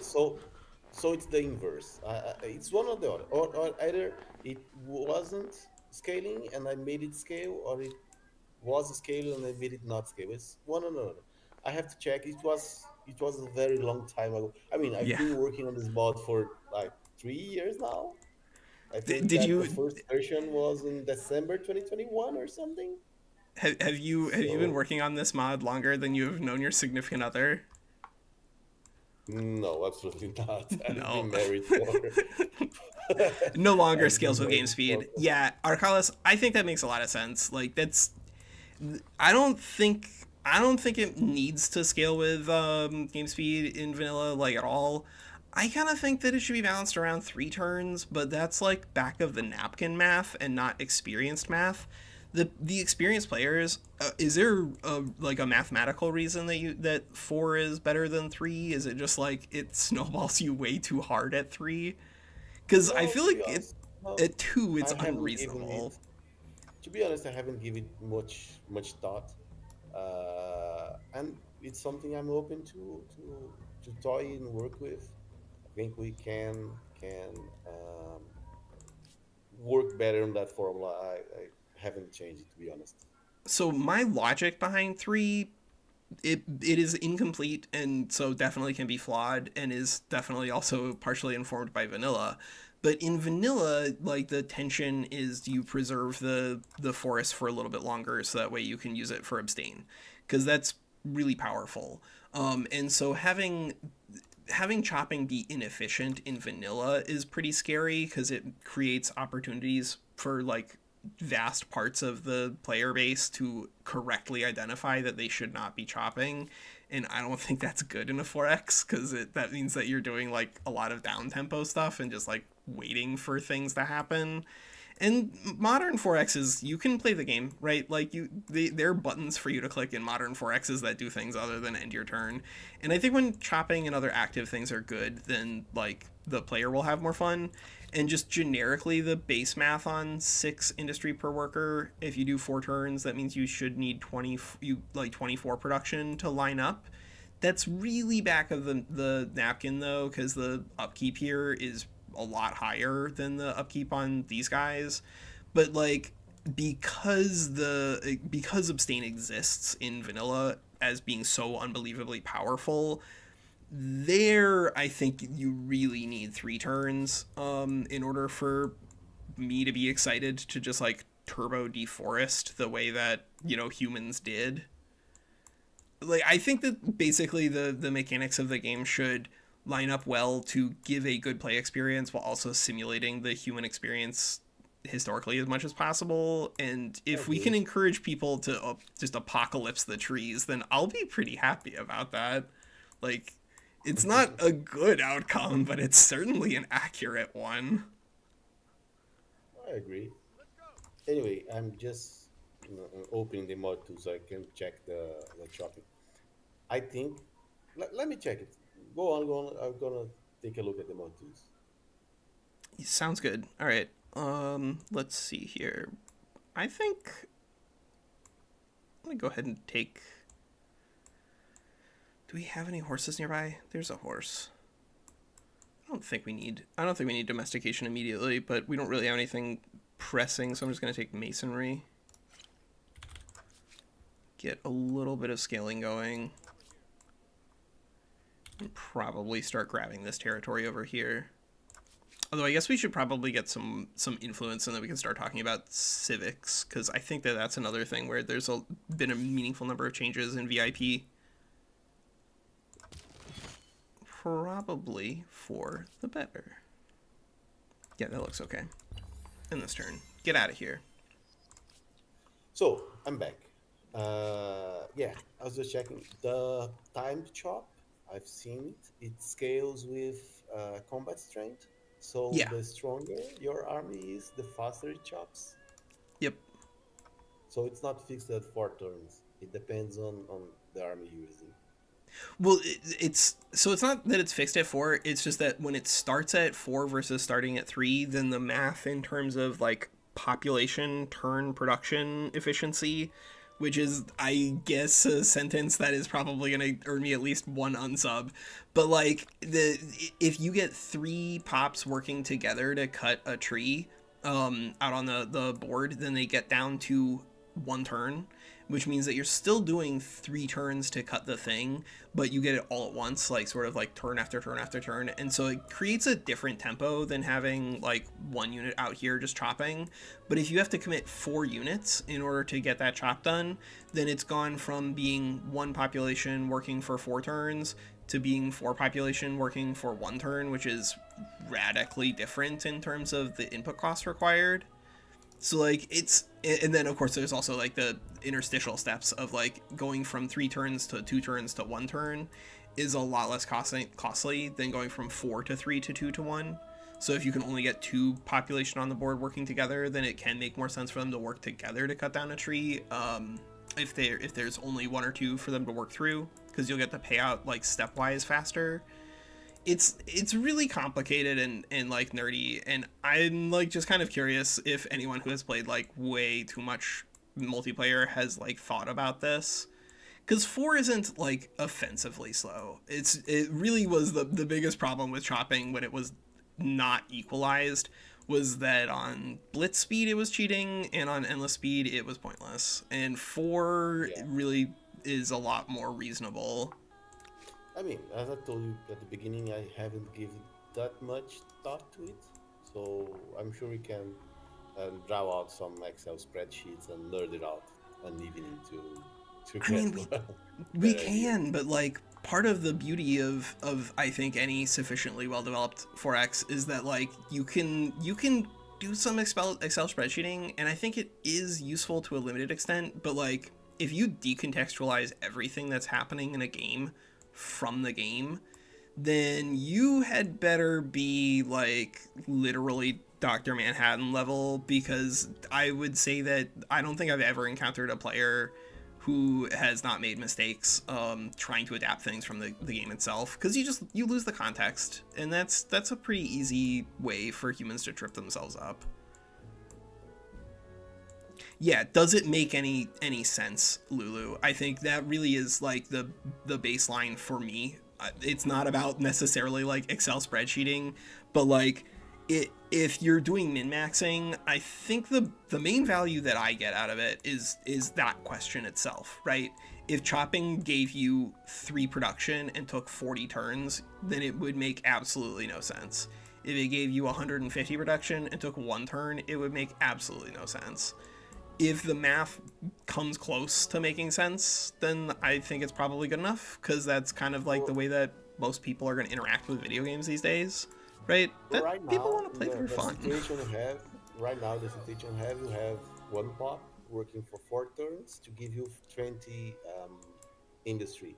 Yeah, so That's it's 5 population or production per turn, but we shift an income or the upkeep from food to money, so it's a from it's a much cheaper upkeep. much Yes. cheaper upkeep. That's most of what we're getting there. But the cheaper upkeep is balanced in that, like, especially in the vanilla world, against abstain from intoxicants, which is like another like higher order problem above everything else here. Maybe I Yes. like the abstain numbers in VIP. I don't know. I'm gonna have to play around with it, because I do feel like most of the time that pick is just way too good and does not need to be as high tuned as it is. But I do like that it is competitive, and I don't know, because like the thing that you have done, of course, that you have done is make it so the higher tier faith stuff matters. So you do still need religion. It's so wild. Not All only right. that, not only that you need religion because the higher stuff is stronger, but you also need religions in a defensive sense, because if you completely neglect it, you lose stability, because you have to convert to the other religion, and by doing that, you open up a whole kind of forms, like someone benefiting from your pops, you gain science. Bruno, did you add this output here with surplus being displayed under stability, or is that vanilla these days? That's vanilla these days. Dope. That's a really nice quality of life improvement. I'm gonna just buy rush this. Oh, buy rushing. This is okay. We can do a little bit of a dive here, because I know it's been changed, but this was one of these things that when you told me about it made absolutely no sense. It's been fixed now thanks to the VIP mod, but you want to talk a little bit about buy rushing, and then I guess you want to talk about buyout with population, like whipping. So whipping. The problem is that in the very early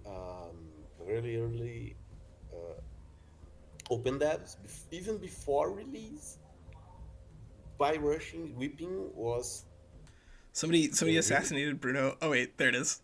Oh, Somebody took out Bruno because he was telling us about buy rushing and whipping.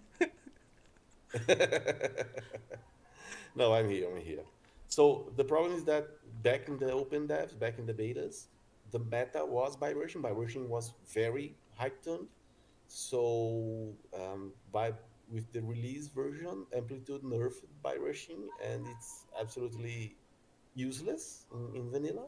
So VIP really, really improved, not to the extent that was in the betas, but really improved by rushing back. Is that something where And like the Amplitude just knows that it's not a good player experience based off of like the dev experience, or is there a way for us to convince them to make whipping point good again? Can we do this? Is this a logical argument for us to try to have with them? Like for people who don't know at home, what we're talking about here is ways for you to speed up your economic growth in 4x. This really is what you need to be doing in most 4x's. The faster that you can build things, the faster you can start getting resources out of it. And so buy rushing things in like most 4x's is very important. Like Stellaris is a little different because it's not really a turn-based game, but almost everything that involves turns, because the longer the thing is on the board, the more turns it'll be doing. So the more you can buy rush things, generally the better. But it does depend a lot on the math behind it. And until very, very recently, the math on buying out with money made absolutely no sense. Because I'm gonna guess, and you tell me if you agree, Bruno. But based off of our conversation, it sounds like Amplitude probably just lifted the buy rush, like the buyout cash logic from ES2 for Humankind, because like Triumph did that for a lot of their tactical AI in Age of Wonders 4, where they just like lifted the AI from Planetfall, despite the mechanics being pretty different. And so like in Humankind, it used to be that as turns went on, just the buyout cash cost just naturally went up, right? It experienced the same sort of inflation that dust inflation occurs in ES2, but like only kind of, because it's not even tracking off of the dust. Is that I mean, right? I'm not knowledgeable enough with endless space choose formulas to say that Amplitude uh, used the same formula, to say that it just applied the AS2 formula to here. I can't tell that because I don't know You ES2 don't know enough. that from But ES2. in Yeah. ES2, in Endless Space 2, dust inflation is a mechanic in the game. The game communicates it that it happens in context to the amount of dust that are expended. So it naturally uh, it's more important in dust heavy games and less important in games where there's less dust flying around. So it makes sense in the mechanics Yeah. of that game. And In the lore of that inflation game. made no sense in Yeah, it makes no Humankind sense here. because it, What is it doing?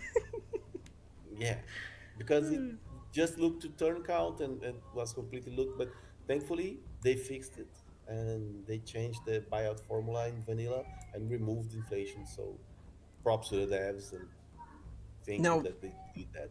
Bruno, talk us through how you changed the whipping math. So, for again to contextualize for people, in Civilization 4, you use slavery to allow you to whip pops to create lots of production. This is a really important thing when it comes to Civilization 4 multiplayer, and I would like for it to be an important thing when it comes to Humankind. But if you play enough vanilla, you realize that you can whip for one population sometimes, but you generally are not going to whip for more than that because you just really do not get a lot out of this. Can you tell us the formulas for vanilla and how you changed them for VIP? So, whipping formula, the logic behind whipping formula is quite simple. It's just that every population is worth X amount of industry. So for every one population you kill, you instantly gain an amount of industry. That's the whipping formula. It's very simple. But Does that production scale up with eras or anything like that? The way that it scales up on no, eras for chopping?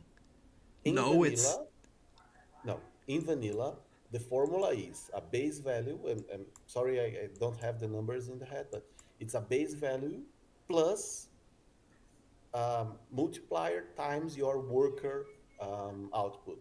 So okay. it looks at how much industry one worker, if you put one pop in industry, how much industry that worker gives you, multiplies that to a number, adds to the base, and that's how much industry you get.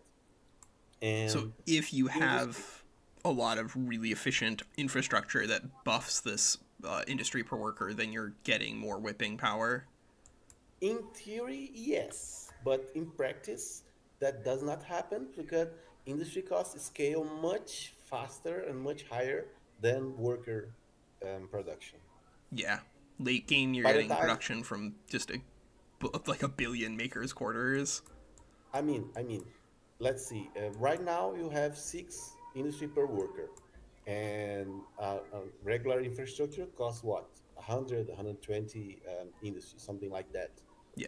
By the time you've doubled that industry per worker, you've gone up to 12 industry per worker, the infrastructure will cost orders of magnitude more than the double. Yeah. It costs like 10 times more. So it really falls very quickly, very fast. Yeah. And VIP works changes that buyout formula in three ways. First is directly changing the formula, not to have higher values. So by base values in VIP are higher than vanilla, but also to look at all job productions. So if you increase how much food your farmers do, if you increase how much money your traders do, any increase to worker efficiency, no matter what they No matter produce, where, it'll will increase this. will increase industry per whipping pop. Uh, Oh. And of that's course, the first. because you've also introduced this stuff, like these upgraded infrastructures, those make whipping even more efficient, right? Yes, that's the Because of second that. point. Yeah. That's the second point. And the third point, because those infrastructures are actually reducing the the amount of jobs you have, it makes even more sense to whip the unemployed. Yeah.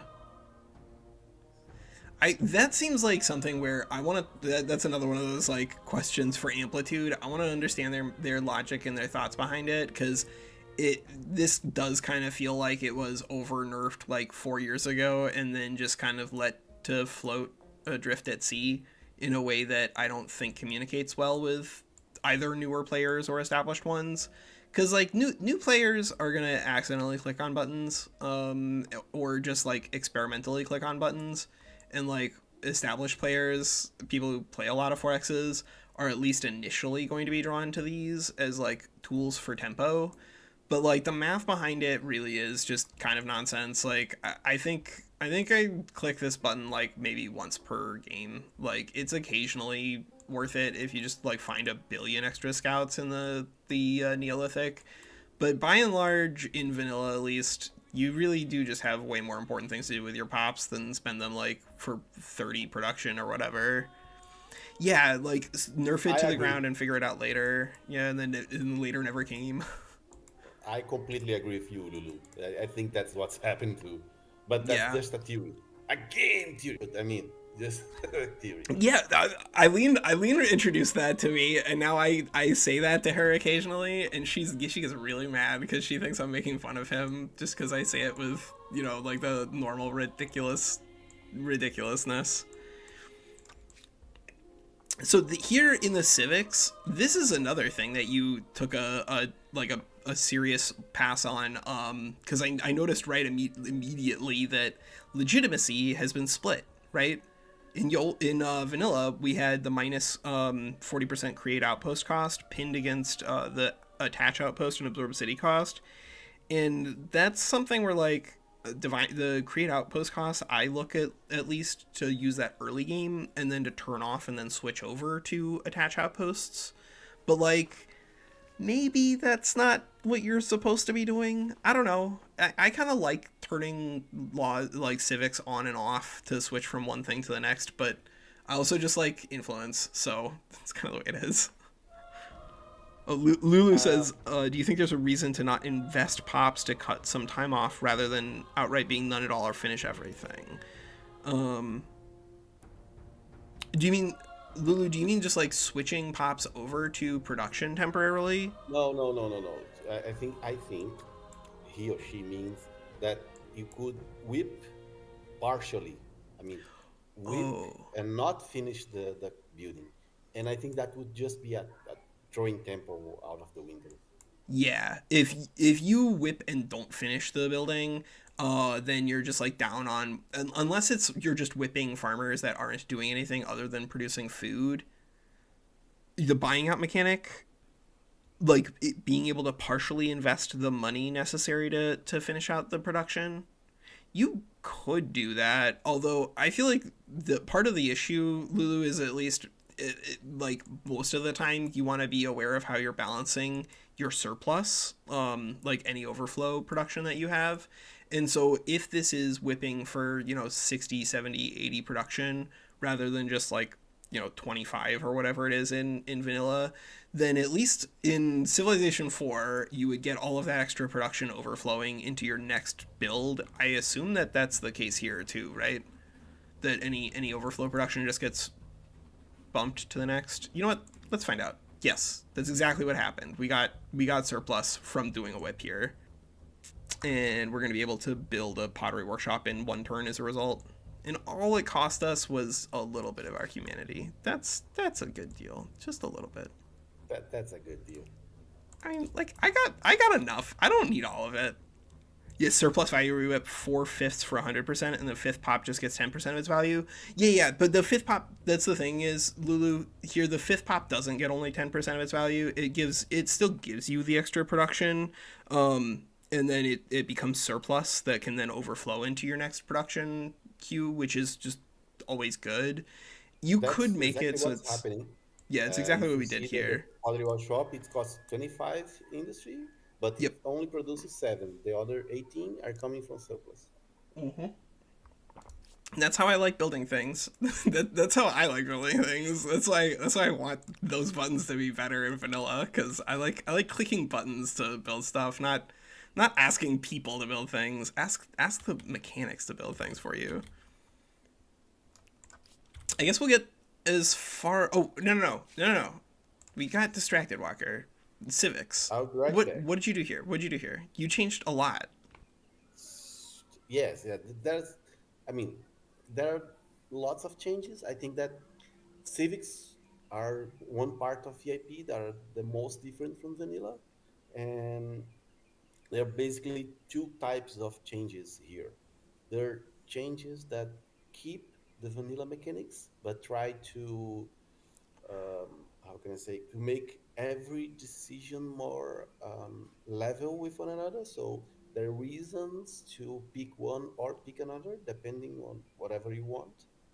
And there are changes that create new mechanics and create new ideas. For example, the slavery civic, which it's all about population, where you can either make your pop buyout cost even more efficient or gain Yes. population from resacking. That's a new mechanic that the games don't use. So there are a lot of things to explore in civics Yeah, Lulu. beyond. I feel like the Civics, at least like now on the Enhidrona patch in forward, I think most of the Civics are pretty balanced. There are some things like legitimacy in vanilla where like that you just always want to be on create outpost costs early, pretty much always. The only challenge there is that like occasionally you just delay the founding myths, I think, until you get your second city, if you like need the 80 influence or whatever. But like you just don't care that much about reducing outpost cost or absorbing city cost at the beginning of the game. But then when you get to like mid and late game and you have 8, 9, 10 cities and it costs like 10,000 gold to merge them all, that's a pretty powerful thing to switch into. But another thing that you've done here, Bruno, is that you've actually changed the stupid buildables in the cities that I never build except for the one that gets me points. Symposium, I think that's what it's called, right? Yeah, the public ceremonies, they are awesome. Yeah, yeah. They So are now they're because attached in to vanilla they civics. give, yeah, the two changes to public ceremonies. First, in vanilla they only give you temporary bonuses, and in VIP they give you both temporary and permanent bonuses. And in vanilla they are unlocked with tech. In VIP they are unlocked with civics. They're still really expensive. That's like my main complaint when it comes to things. Yeah, Lulu, switching when it comes to civics is one of the things that I love about the game. Honestly, like I try to remind myself to not set it and forget it when it comes to them because there's a lot of really interesting things that you can get out of switching around. Like just the cleanest thing, make an army on conscripts and then switch them into professionals and you just bulldoze people. But these things are really really expensive. Good lord. At least this is 250, so that's not impossible. 20% Yeah, it's food. gonna be better as the game goes on. Better as the game goes And by the on. way, Okay. I just sent to you on Discord the Yeah. formulas for both vanilla and VIP whipping. Okay, good. I'll take a screenshot of that and I'll use that as like a thumbnail for something. Just a block of really offensive math text. I think that's a honestly I think that is a thumbnail. I'm gonna use that, Bruno. You're gonna regret this. All right, so here. Oh, actually, the boomerang throwers. Did you adjust these guys at all? I haven't made any change to them. You haven't made any changes to these. So I'll tell you that like there, when it comes to instant resolve and my observations with it, it does seem like the instant resolve at least identifies the concept of a frontline and a backline unit. Because if you bring a bunch of archers and a bunch of warriors into an instant resolve, generally your casualties will be concentrated on your warriors, like just by default. That seems to be the outcome that happens in big instant resolve combats. But I've had difficulty replicating that with boomerang throwers, and I think it might be because the indirect fire thing. But like I don't VIP makes them upgrade into crossbows instead of muskets. Yeah, For these guys, yeah, all right, that makes sense. Gives them an interstitial thing to upgrade into. not only the boomerang throwers, but the javelin throwers too. They also upgrade to crossbows. Yeah, looking at Bruno's formulas is enlightening once you get over the terror of math. Some math, to be clear, some math is absolutely necessary to do like deep dives on 4x's. I think broadly speaking, people overemphasize that because like once you start divorcing it from the play experience of the game, if you are not a perfect human being, you're going to make mistakes in translating things and decontextualizing them. But yeah, the whipping formula is actually pretty. It is simple, Bruno. It's simple, but it looks silly. It's a it really does look like a perfect a perfect thumbnail for an evil science dive, a different stream, a different time. I think. So here, in terms of rebalancing costs on science, you'll see that we're still doing pretty well in terms of pace. We need to get another scientist in this city, though. Find you, I guess. Yeah, you can go learn something. Go learn something. Get out of here. And 3 more turns on Cultural Blitz. I think that's good. I mean, the variable names are intimidating, I call this, but I think that's part of the value that the for the purposes of a good thumbnail, it should be intimidating. Oh, you're right on time. Okay, so let's see. Disband you. Bruno, were there any tools that you felt like you're still looking for in regards to mod development? I mean, there is a lot of things that can be better in mob development. For example, the ability to import 3D models would be nice. The ability to create custom UI pieces would be nice because we can change the text, but you can change the actual UI thing. There's a lot of things that can be better, but I don't know if Amplitude is willing to spend the resources to Yeah, change. to I update mean, that. I can see they expending resources to change the game, to update the game.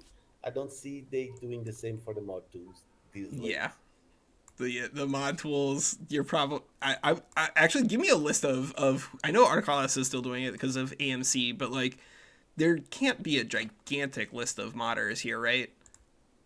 Nowadays, I don't think so. like just not a bunch of people working in the space, because I think it would be neat to like bring people through and have them like do mod showcases and talk about the things that they're working on from time to time. I want to get a good selection of content to interact with when it comes to Humankind, so that way I can figure out like what everyone is thinking about and like the problems that they are trying to solve, so that way I can make a more informed opinion when it comes to telling Amplitude like what I want. I think that VIP is probably the closest to what I want in terms of like play experience for mods that I've done so far. But like I don't know what your competition is, and I don't really expect you to necessarily point me in their direction. I just think it's a good opportunity for everybody to learn about humankind, and we're all sharing stuff together and stuff like that.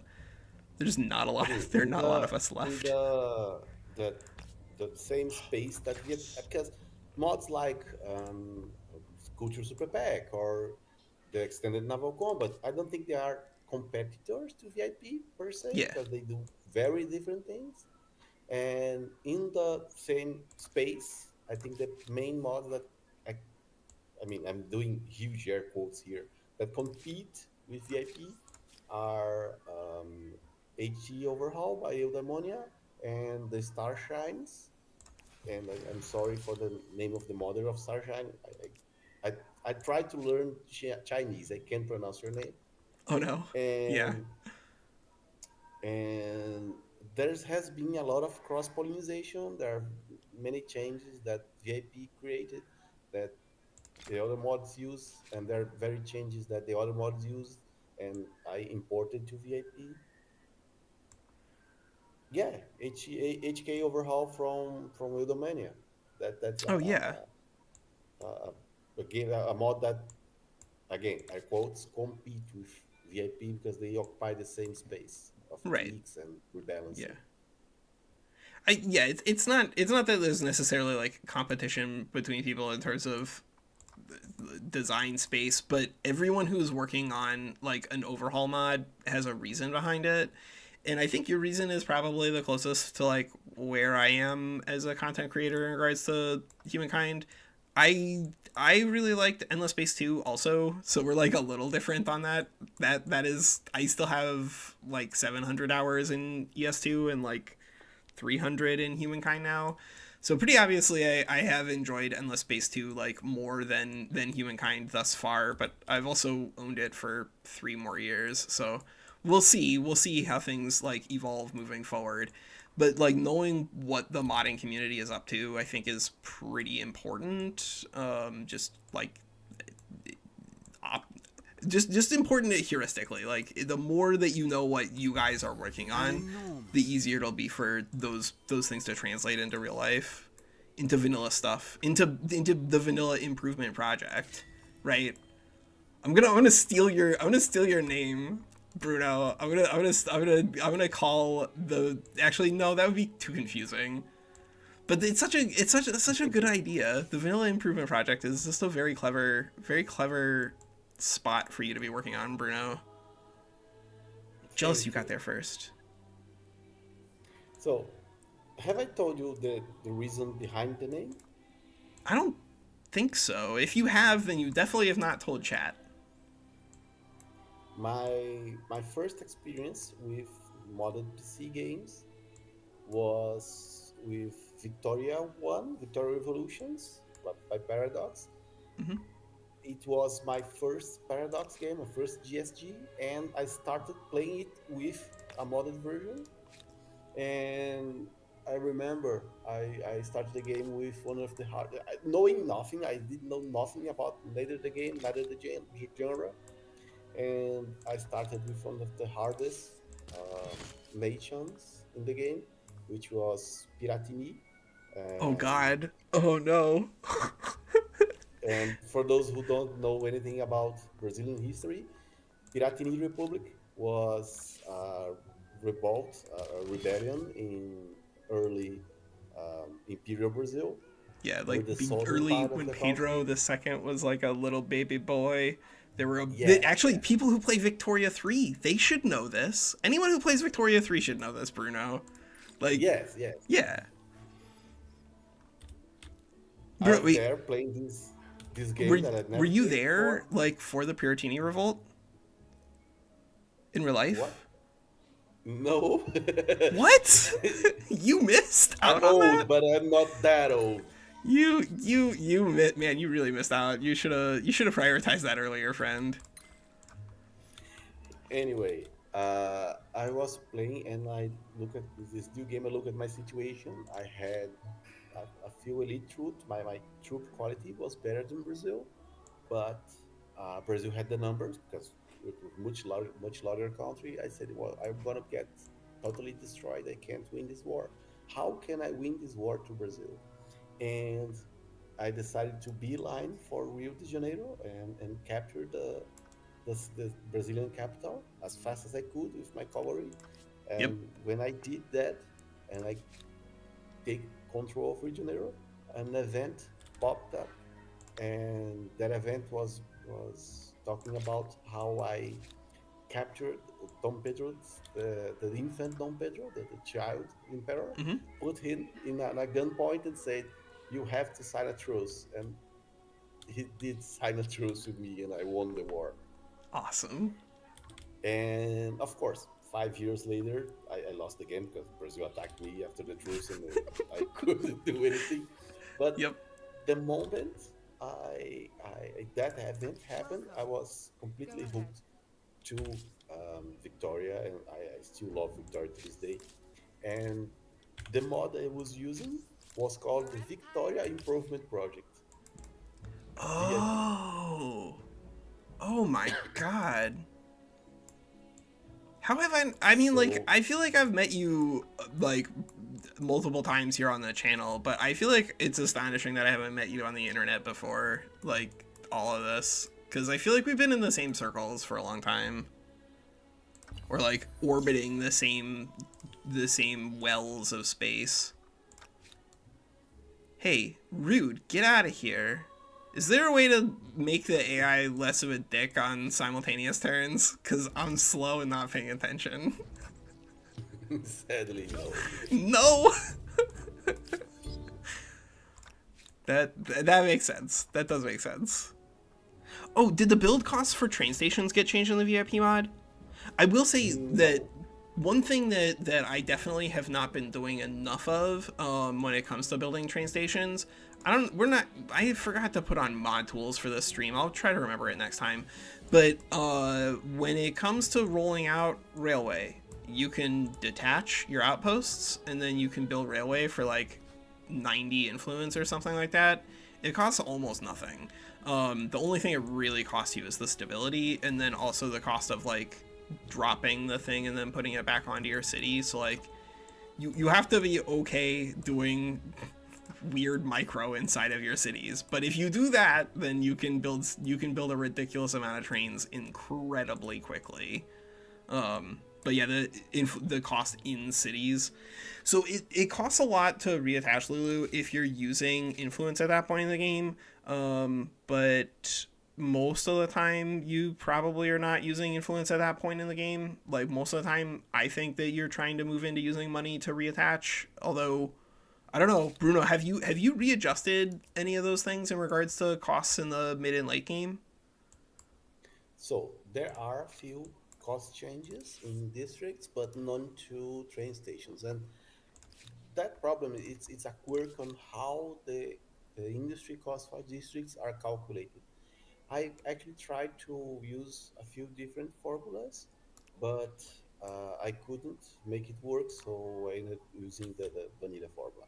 So what's the deal with the industry cost formula, and by extension the influence cost? Because the influence cost is a multiplier on the industry cost. So the problem that industry influence building train stations is cheap, it's because the industry cost is cheap, and the industry cost to build anything is a base value plus a multiplier to the amount of districts that entity, that settlement has. When you have a city, the settlement counts all territories within the city. I've tried, for example, to make the district cost only look at the districts in the same region, not in all the city. But I couldn't make it work. That the game simply does not Okay, so I accept it if you want I to. still get a higher cost here if I attach this outpost. Yes, you do get a Yeah. higher cost because there's extra districts you're adding to it. It's not the Yeah. number of regions, but the number of districts. And the point is that when you remove the territory, you deattach the settlement, the territory only counts that territory because it's not attached to any city. So if that territory has little or a low amount of districts, it will be really cheap to buy anything. Yeah. Yeah. Yeah, I like the train station thing, guys. I think train stations, if you're better at the game than I am right now, are not like impossibly difficult to roll out, but they are pretty costly. And I think the larger problem is just I think that the way you're air quotes supposed to build them is detaching them and then building them with influence and then attaching them back, and that some of the game design decisions in regards to things like that I don't know if I hate, but I do know that they're definitely a little hostile. Like, anytime that you expect people to merge cities to build infrastructure, it's going to make a non zero number of normal humans crazy because it's very strange. Yeah, And the point, yeah, I understand the strangeness, but the point, and I was there because I was watching the discourse around it, is that a lot of players complained that there weren't enough outlets to use influence in the late game. So yeah, there were this complaint, even from the release version, that late game influence would become useless because there were not many things to use influence on. So letting players build things like train stations and and harbors, airports, yeah, harbors, etc., with influence is a way to give, especially late game influence, more more uses. value, yeah. Yeah, Bue, that's sort of how I feel about it, how Bruno's describing it. That like I know that there are some people who will identify that as cheese. I can't tell that person how to feel, but I can tell them that like I disagree because it feels like a very intentional game mechanic that you can spend influence there. Precisely because we won't see that here because like Bruno was up all night, but we're going to play like probably two let's plays, one vanilla, one VIP, and talk through like the changes that have happened and like the way that the game develops. But influence really does stop mattering towards like the mid and late game. There like you really mostly only use it for like running cities over city cap at a certain point. And so giving people opportunities to spend it productively, I think it's not bad. Train stations, I do think, are actually pretty important, Lulu. Like, especially, it depends on your map settings, because like, yes, you can get to air pretty quickly after trains, but if you have trains and your opponent doesn't have trains, you can get a million units to their front line, like, way faster than they can get a million units to yours. And so when you're doing, like, big scale warfare, train stations are really good. I don't know what they do from a civilian economy standpoint, but I don't really feel like I understand what you're supposed to do with a civilian economy other than like build districts and then kill people. But it makes me happy to do that, so I'm pretty happy with that as a development. Not heartbreaking. Unlike these stupid God, where are all my makers quarters, Bruno? Why does this maker quarter give me one production? Uh, because of the terrain, Because you cut down all of the forests? I think yes. Yeah, you cut down all the forests, Bruno. Why would you cut down all the forests? I needed those. Oh, good lord. there's no there's no industry for it also. There's no industry in this city. All right, the city is definitely just gonna need to attach another outpost here. I think this is ridiculous. By the way, you talked about how influence in the late game is only useful to have For cities the over city the cap. cap, That's yeah. that's another change in VIP. In VIP, you don't lose influence for having cities over the cap. What? If you hover over the city cap tooltip, it should tell you that. So wait, what happens if you go over this? Okay, that it only shows if you are over city cap. Okay. In VIP, it costs stability, not influence. Stability. Endless Space 2. Let's get in the house. Yes, get as big as possible. You just bounce against stability. You'll be fine. Well, if you can do, you do it. Yeah. That What? that really changes and makes late game stability civis cultures more interesting because you can use the stability bonuses to get really over the city cap. Bruno, what can you tell me about let's have I guess a wrap back around to a food conversation. So food is one of these like widgets in most 4x's that depends on the 4x in question. Some of them definitely use food a lot better than others, but I feel like Humankind mostly is one of the 4x's that like fits into the normal bucket of like only get as much food as you kind of feel like you need to, and then beyond that it's mostly a waste. But can you tell us what sort of changes you've made in regards to like balancing it from like a meta perspective? Like I know that we've already talked individually about the different things, but I'm just like here mousing over this. Next population gain 91% plus 46%.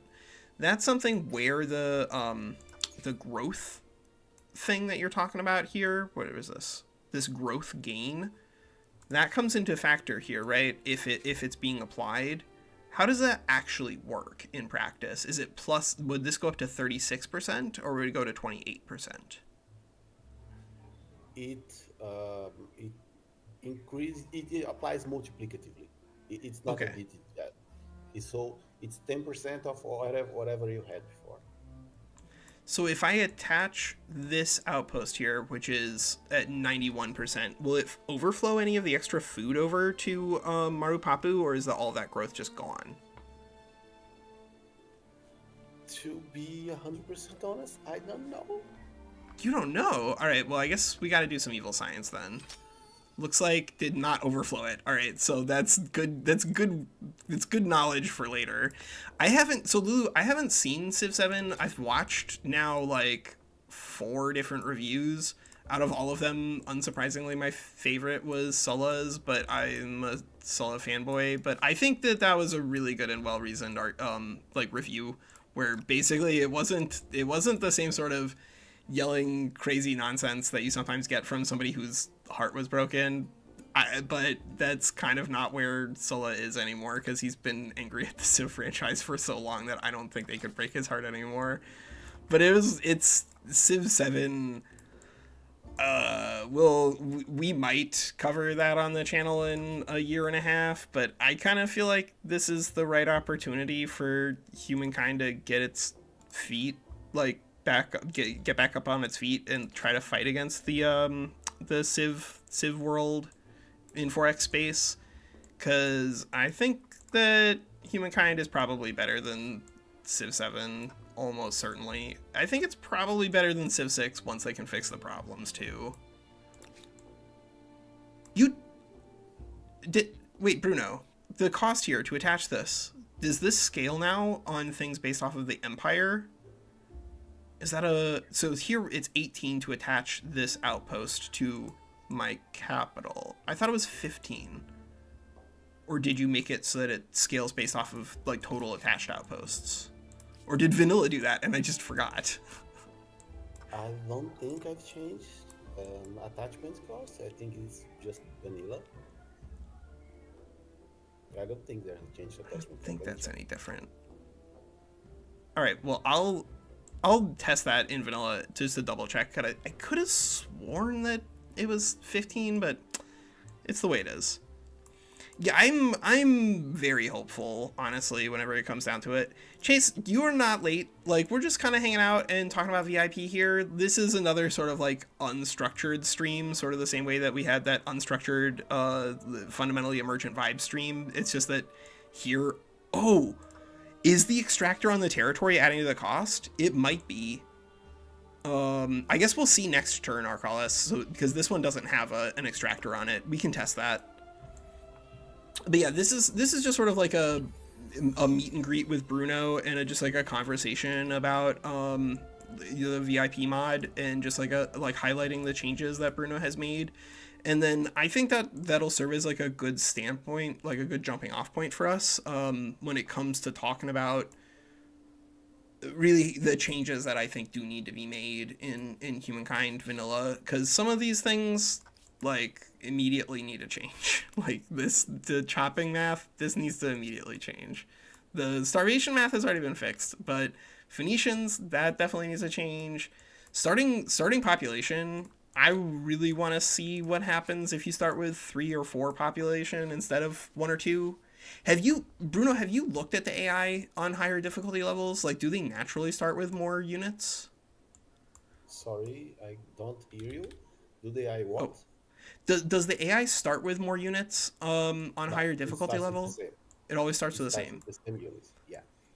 I wanted, oh, God damn it. I really want to just like do a bunch of evil science observations to like see what happens to AI outcomes if they have like 2 or 3 or 4 and do that like, I don't know, 50, 100 times.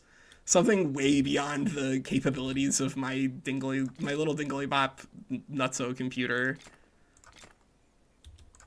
I mean, there's a point where we're gonna get diminishing return because there's gonna be more a hassle than a benefit. Yeah, you don't need to take thousands of observations. I don't see any way that starting with 2 pops would produce worse behaviors for them and worse outcomes. Um, Although one of these bad boys is definitely having some problems here. I don't know what's going on with that one, the one who's stuck at 0. But It's your Mycenians, neighbors. it's my neighbors. I guess I can't be that mad. At least they're non-threatening at the moment. Did you So, make any? Lulu is bringing up Oh, a good point, and I want to talk about it. oh yeah, yeah, yeah. There's a there's a mod I want to make. I haven't made it. It's gonna be a standalone mod, but there's a mod I want to make to have um, the ability to get 7 stars in any star category. So you could get Oh, 7 stars, 7 builder stars in oh each my era, god.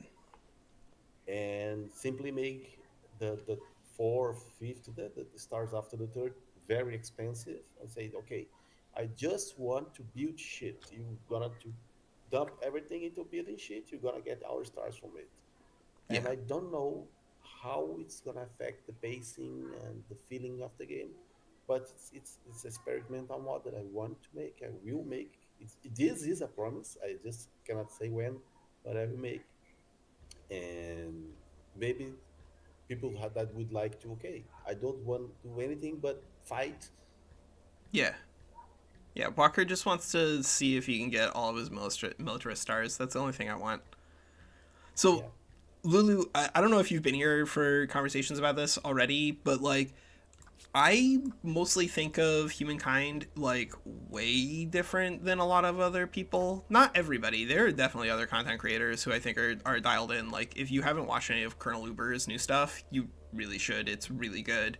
But like I don't think about the game necessarily from like does this thing spark joy, but from like do these systems spark joy and make my tentacles writhe, and the systems here make my tentacles writhe. I love the fact that there's a scoring stars mechanic and like the way that it creates tension for me, because I think about Humankind as being sort of like an engine builder in addition to being a 4X, that like if you've played other board games like Wingspan, in those engine building board games, you have a tension constantly where like you want to make your economy stronger so you can build more stuff in an engine builder, but the victory condition in most of those games is points, and typically there's a tension between do I grow my engine bigger or do I translate over to spending resources on victory points?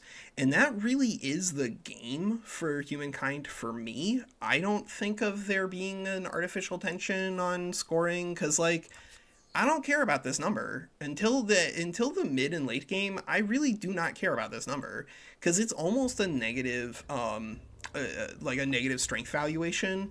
If you are insanely ahead on fame in the early game, The way that you get there is by just farming stars or by having an economy that generates lots of stars really quickly. In vanilla, it's a little different because of what Bruno's highlighted, where like you can overflow a star into the next era. You can't do that in VIP, but like broadly speaking, I think if you have a really, really, really high fame score early on, I think that's usually a negative strength thing because it means that you have not been making progress. And the eras, because they give you snowballing through more legacy traits and through more emblematic quarters and through emblematic units and just making you like stronger, making your engine stronger, that I think the tension in the game is really cool. I think the tension in the game is excellent. I don't think the AI always wants to play the tension game with me, but on VIP that is a little different and has definitely like a is one of the things that we will see whenever we get around to doing playlists because like the AI is definitely going to beat us to some of these era stars like undeniably here on a VIP and I like that. That makes me happy. Let's see. Let's get bronze working. Guess we probably should take warfare if we're gonna fight. How do they make the little animals so small, Bruno? Invite me on your channel for an interview about VIP and ask me how do they make these little animals so small, but they're so cute. So we have a question here. Did you change any of the achievements, like the competitive deeds? There are a few changes in competitive deeds in the tech tree that give you less fame overall. But other than that, I haven't.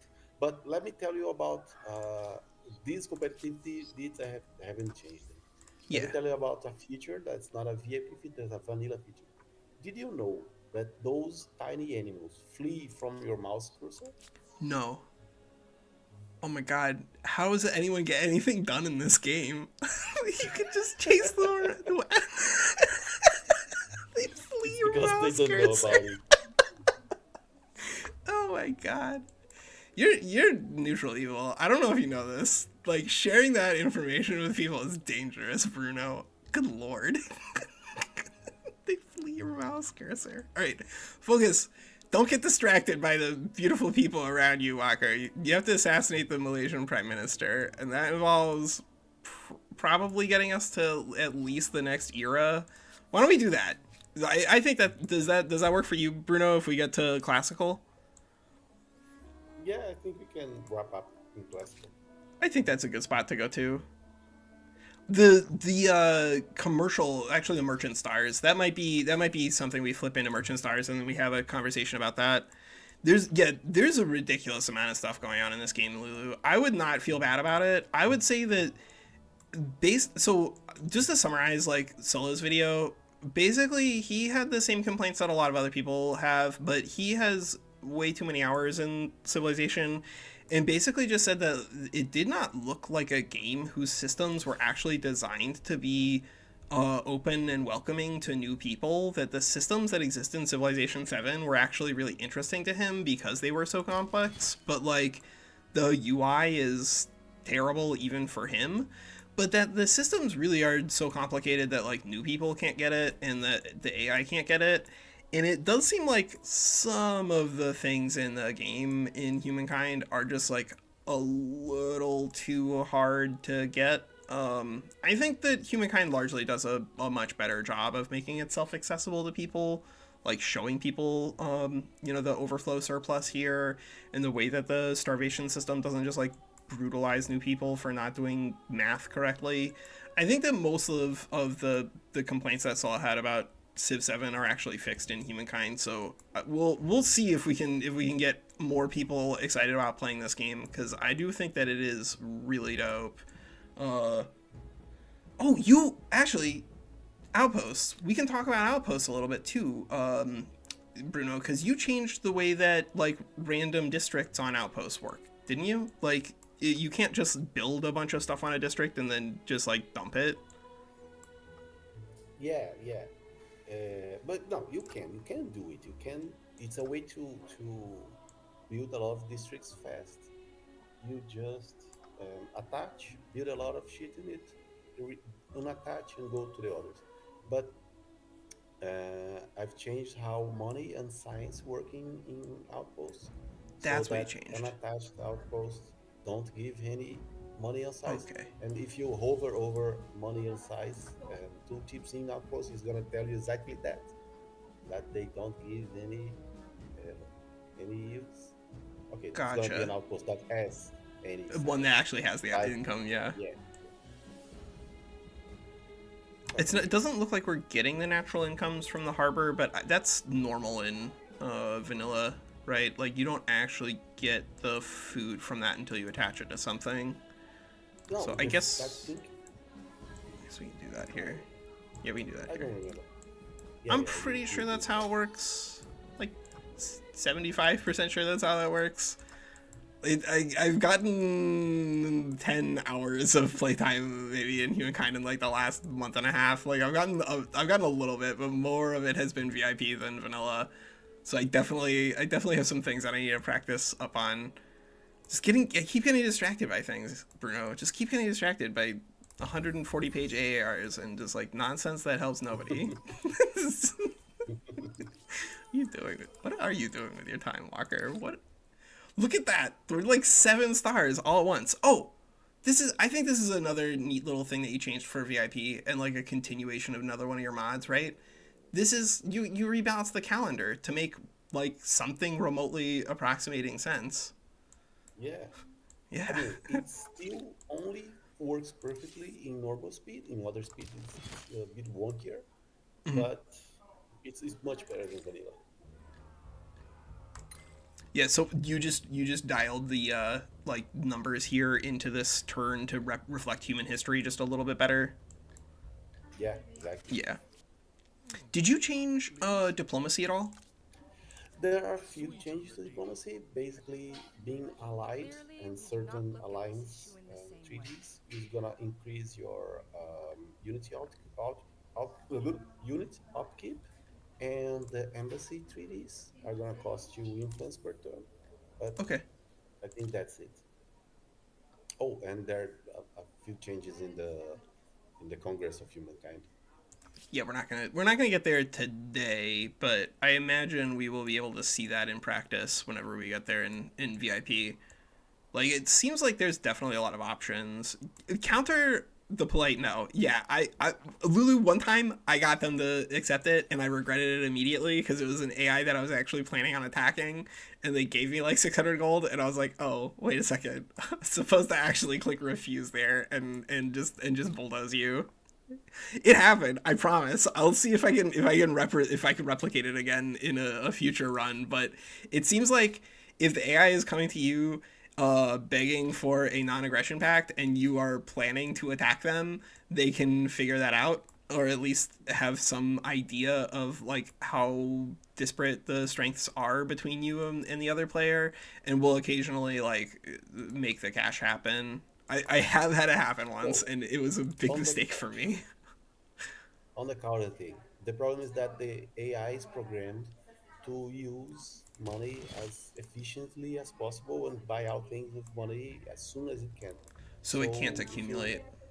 yeah, it does not accumulate money. So that's why it does not accept your counters because it just does not have the money for it.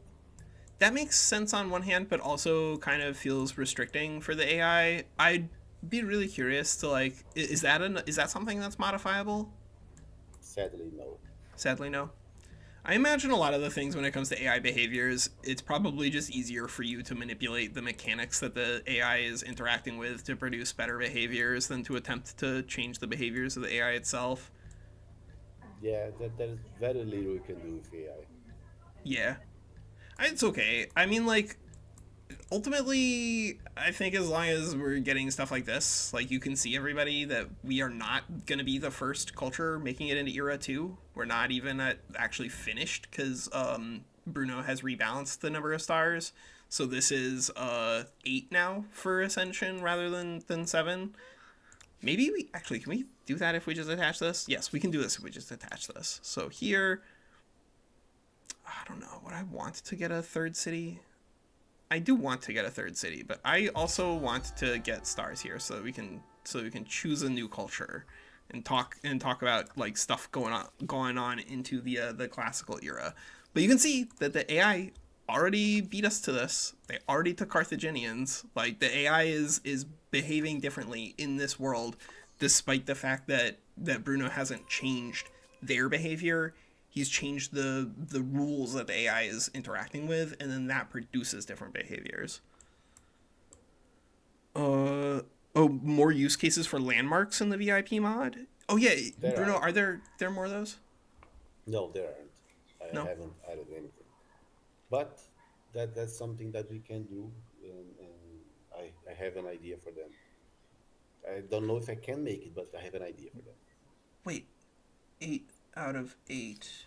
Okay, so you can still overrun stars in VIP if you want to get more than the minimal. Not min Of course, overrun like star scoring, but you can get more than 8 stars in the ancient era if you want to. of course we can.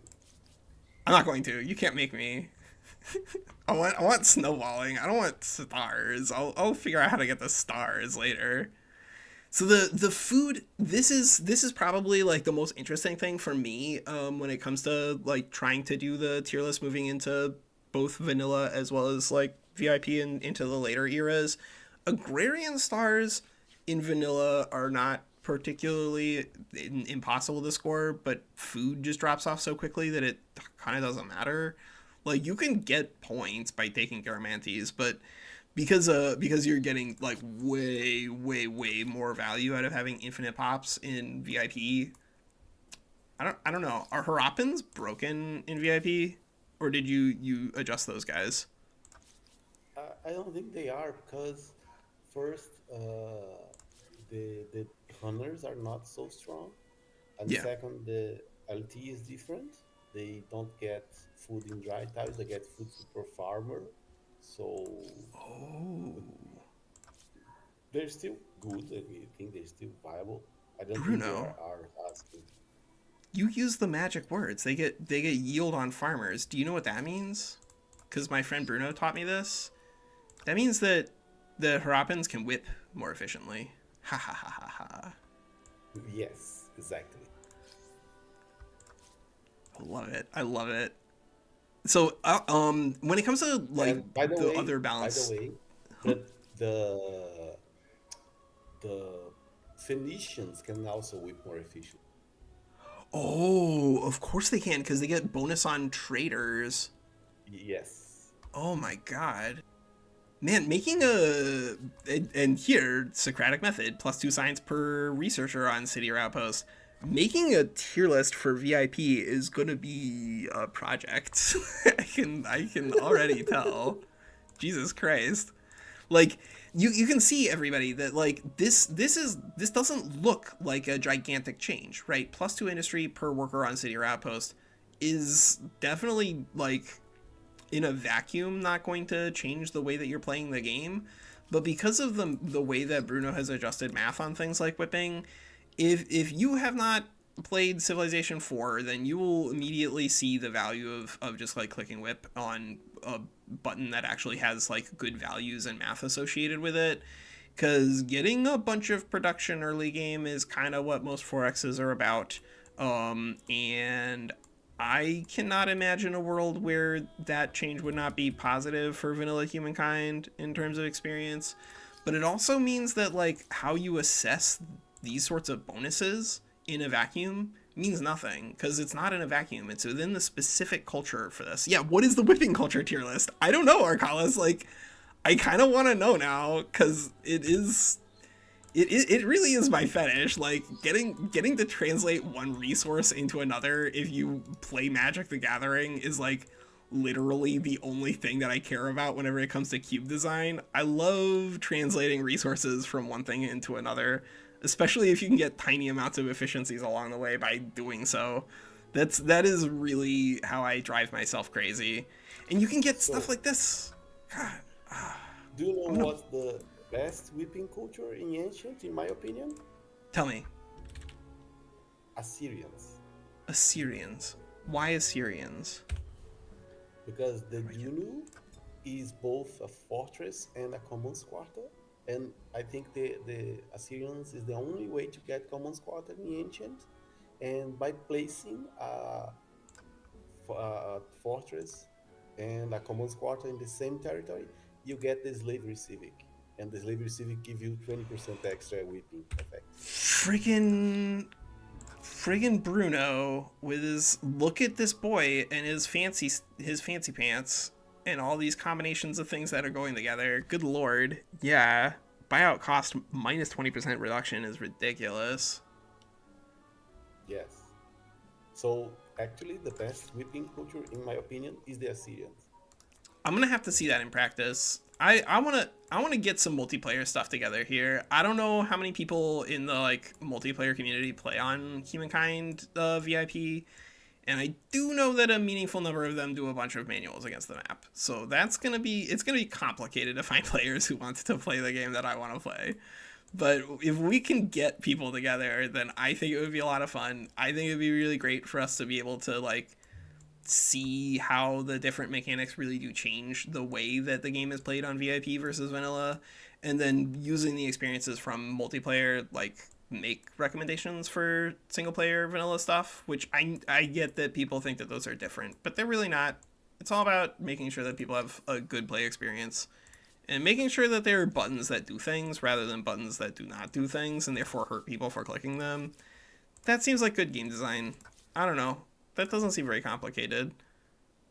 Did you change anything huge here in terms of classical? Yeah, Celts, for example, are very different. Um, Huns Who? get a little bonus to tank. Yeah, the Morians are Celts are really completely different. different. The Wait, the Morians Marians are are different? also completely, Oh completely my different. god. Oh my god, they are completely different. And you also, as Arcalis was hiding, you put a bunch of like religious districts on a lot of different things. What? Oh, this one is base. But like, did you change? No, you didn't. No, yes, you did change this one, didn't you? No, that's No, that one's always the been stupa a hasn't. common What was cooler. changed is the LT. The LT. Oh yeah, this guy, guiding light, science per client state. All right, Bruno, Yes, level with me. How many times do you not conquer free cities in this game? a lot of times. You're a monster. Just leaving these people outside of your empire, like they could be within the glory of your super cool empire and your ability to translate them from one resource into another, and don't worry about how we're getting there. Do you transcend at all? Have you thought at all about like adjusting the bonuses in regards to transcension? Uh, I, to be honest, I don't think I want, because I think that transcending is either a trap card or something you do to challenge yourself, Yeah, and I don't want to give the wrong message and make people think that transcending is a viable meta pick. So yeah. I'd rather leave it as is. That's fair. I did a couple of like little runs in vanilla where I was trying to keep like one culture moving all the way through, and it was a very different play experience to say the least. You know what? I guess we'll take Polynesians here because there's an island right there, and I think that that's fun, and that's just the way it's gonna be. We're gonna take some people that can go out on the ocean, and that's a cool place to talk about. I guess. Do you have any other like final notes that you want to bring up, Bruno? No, I just want to thank you for having me, and hope you enjoy. I think that VP was made from a point that I changed the game to suit how I like to play, but it over time has evolved to be much more than that and to incorporate much more feedback, and sessions like these are fantastic to get the creative juices flowing. Yeah, So thank I'm you. really I'm really looking forward to playing on this. I wanna see what we can get like translated over to vanilla, but it sounds like Amplitude is already kind of like plugged into that, so we'll probably be like communicating things that they're already aware of, probably. But you know what? I like the Slowpoke 2020 meme. I'm okay with that. All right, everybody. I guess unless chat has any particular questions for Bruno, then I guess we're gonna sign off for now. I'm gonna probably get some Humankind stuff out hopefully this week. Next week I'm gonna be going up to see my folks because they need some help moving my aunt out of her apartment. But we're gonna get some Humankind like videos done in the near to immediate future. All right, everybody. That's Walker, and take care.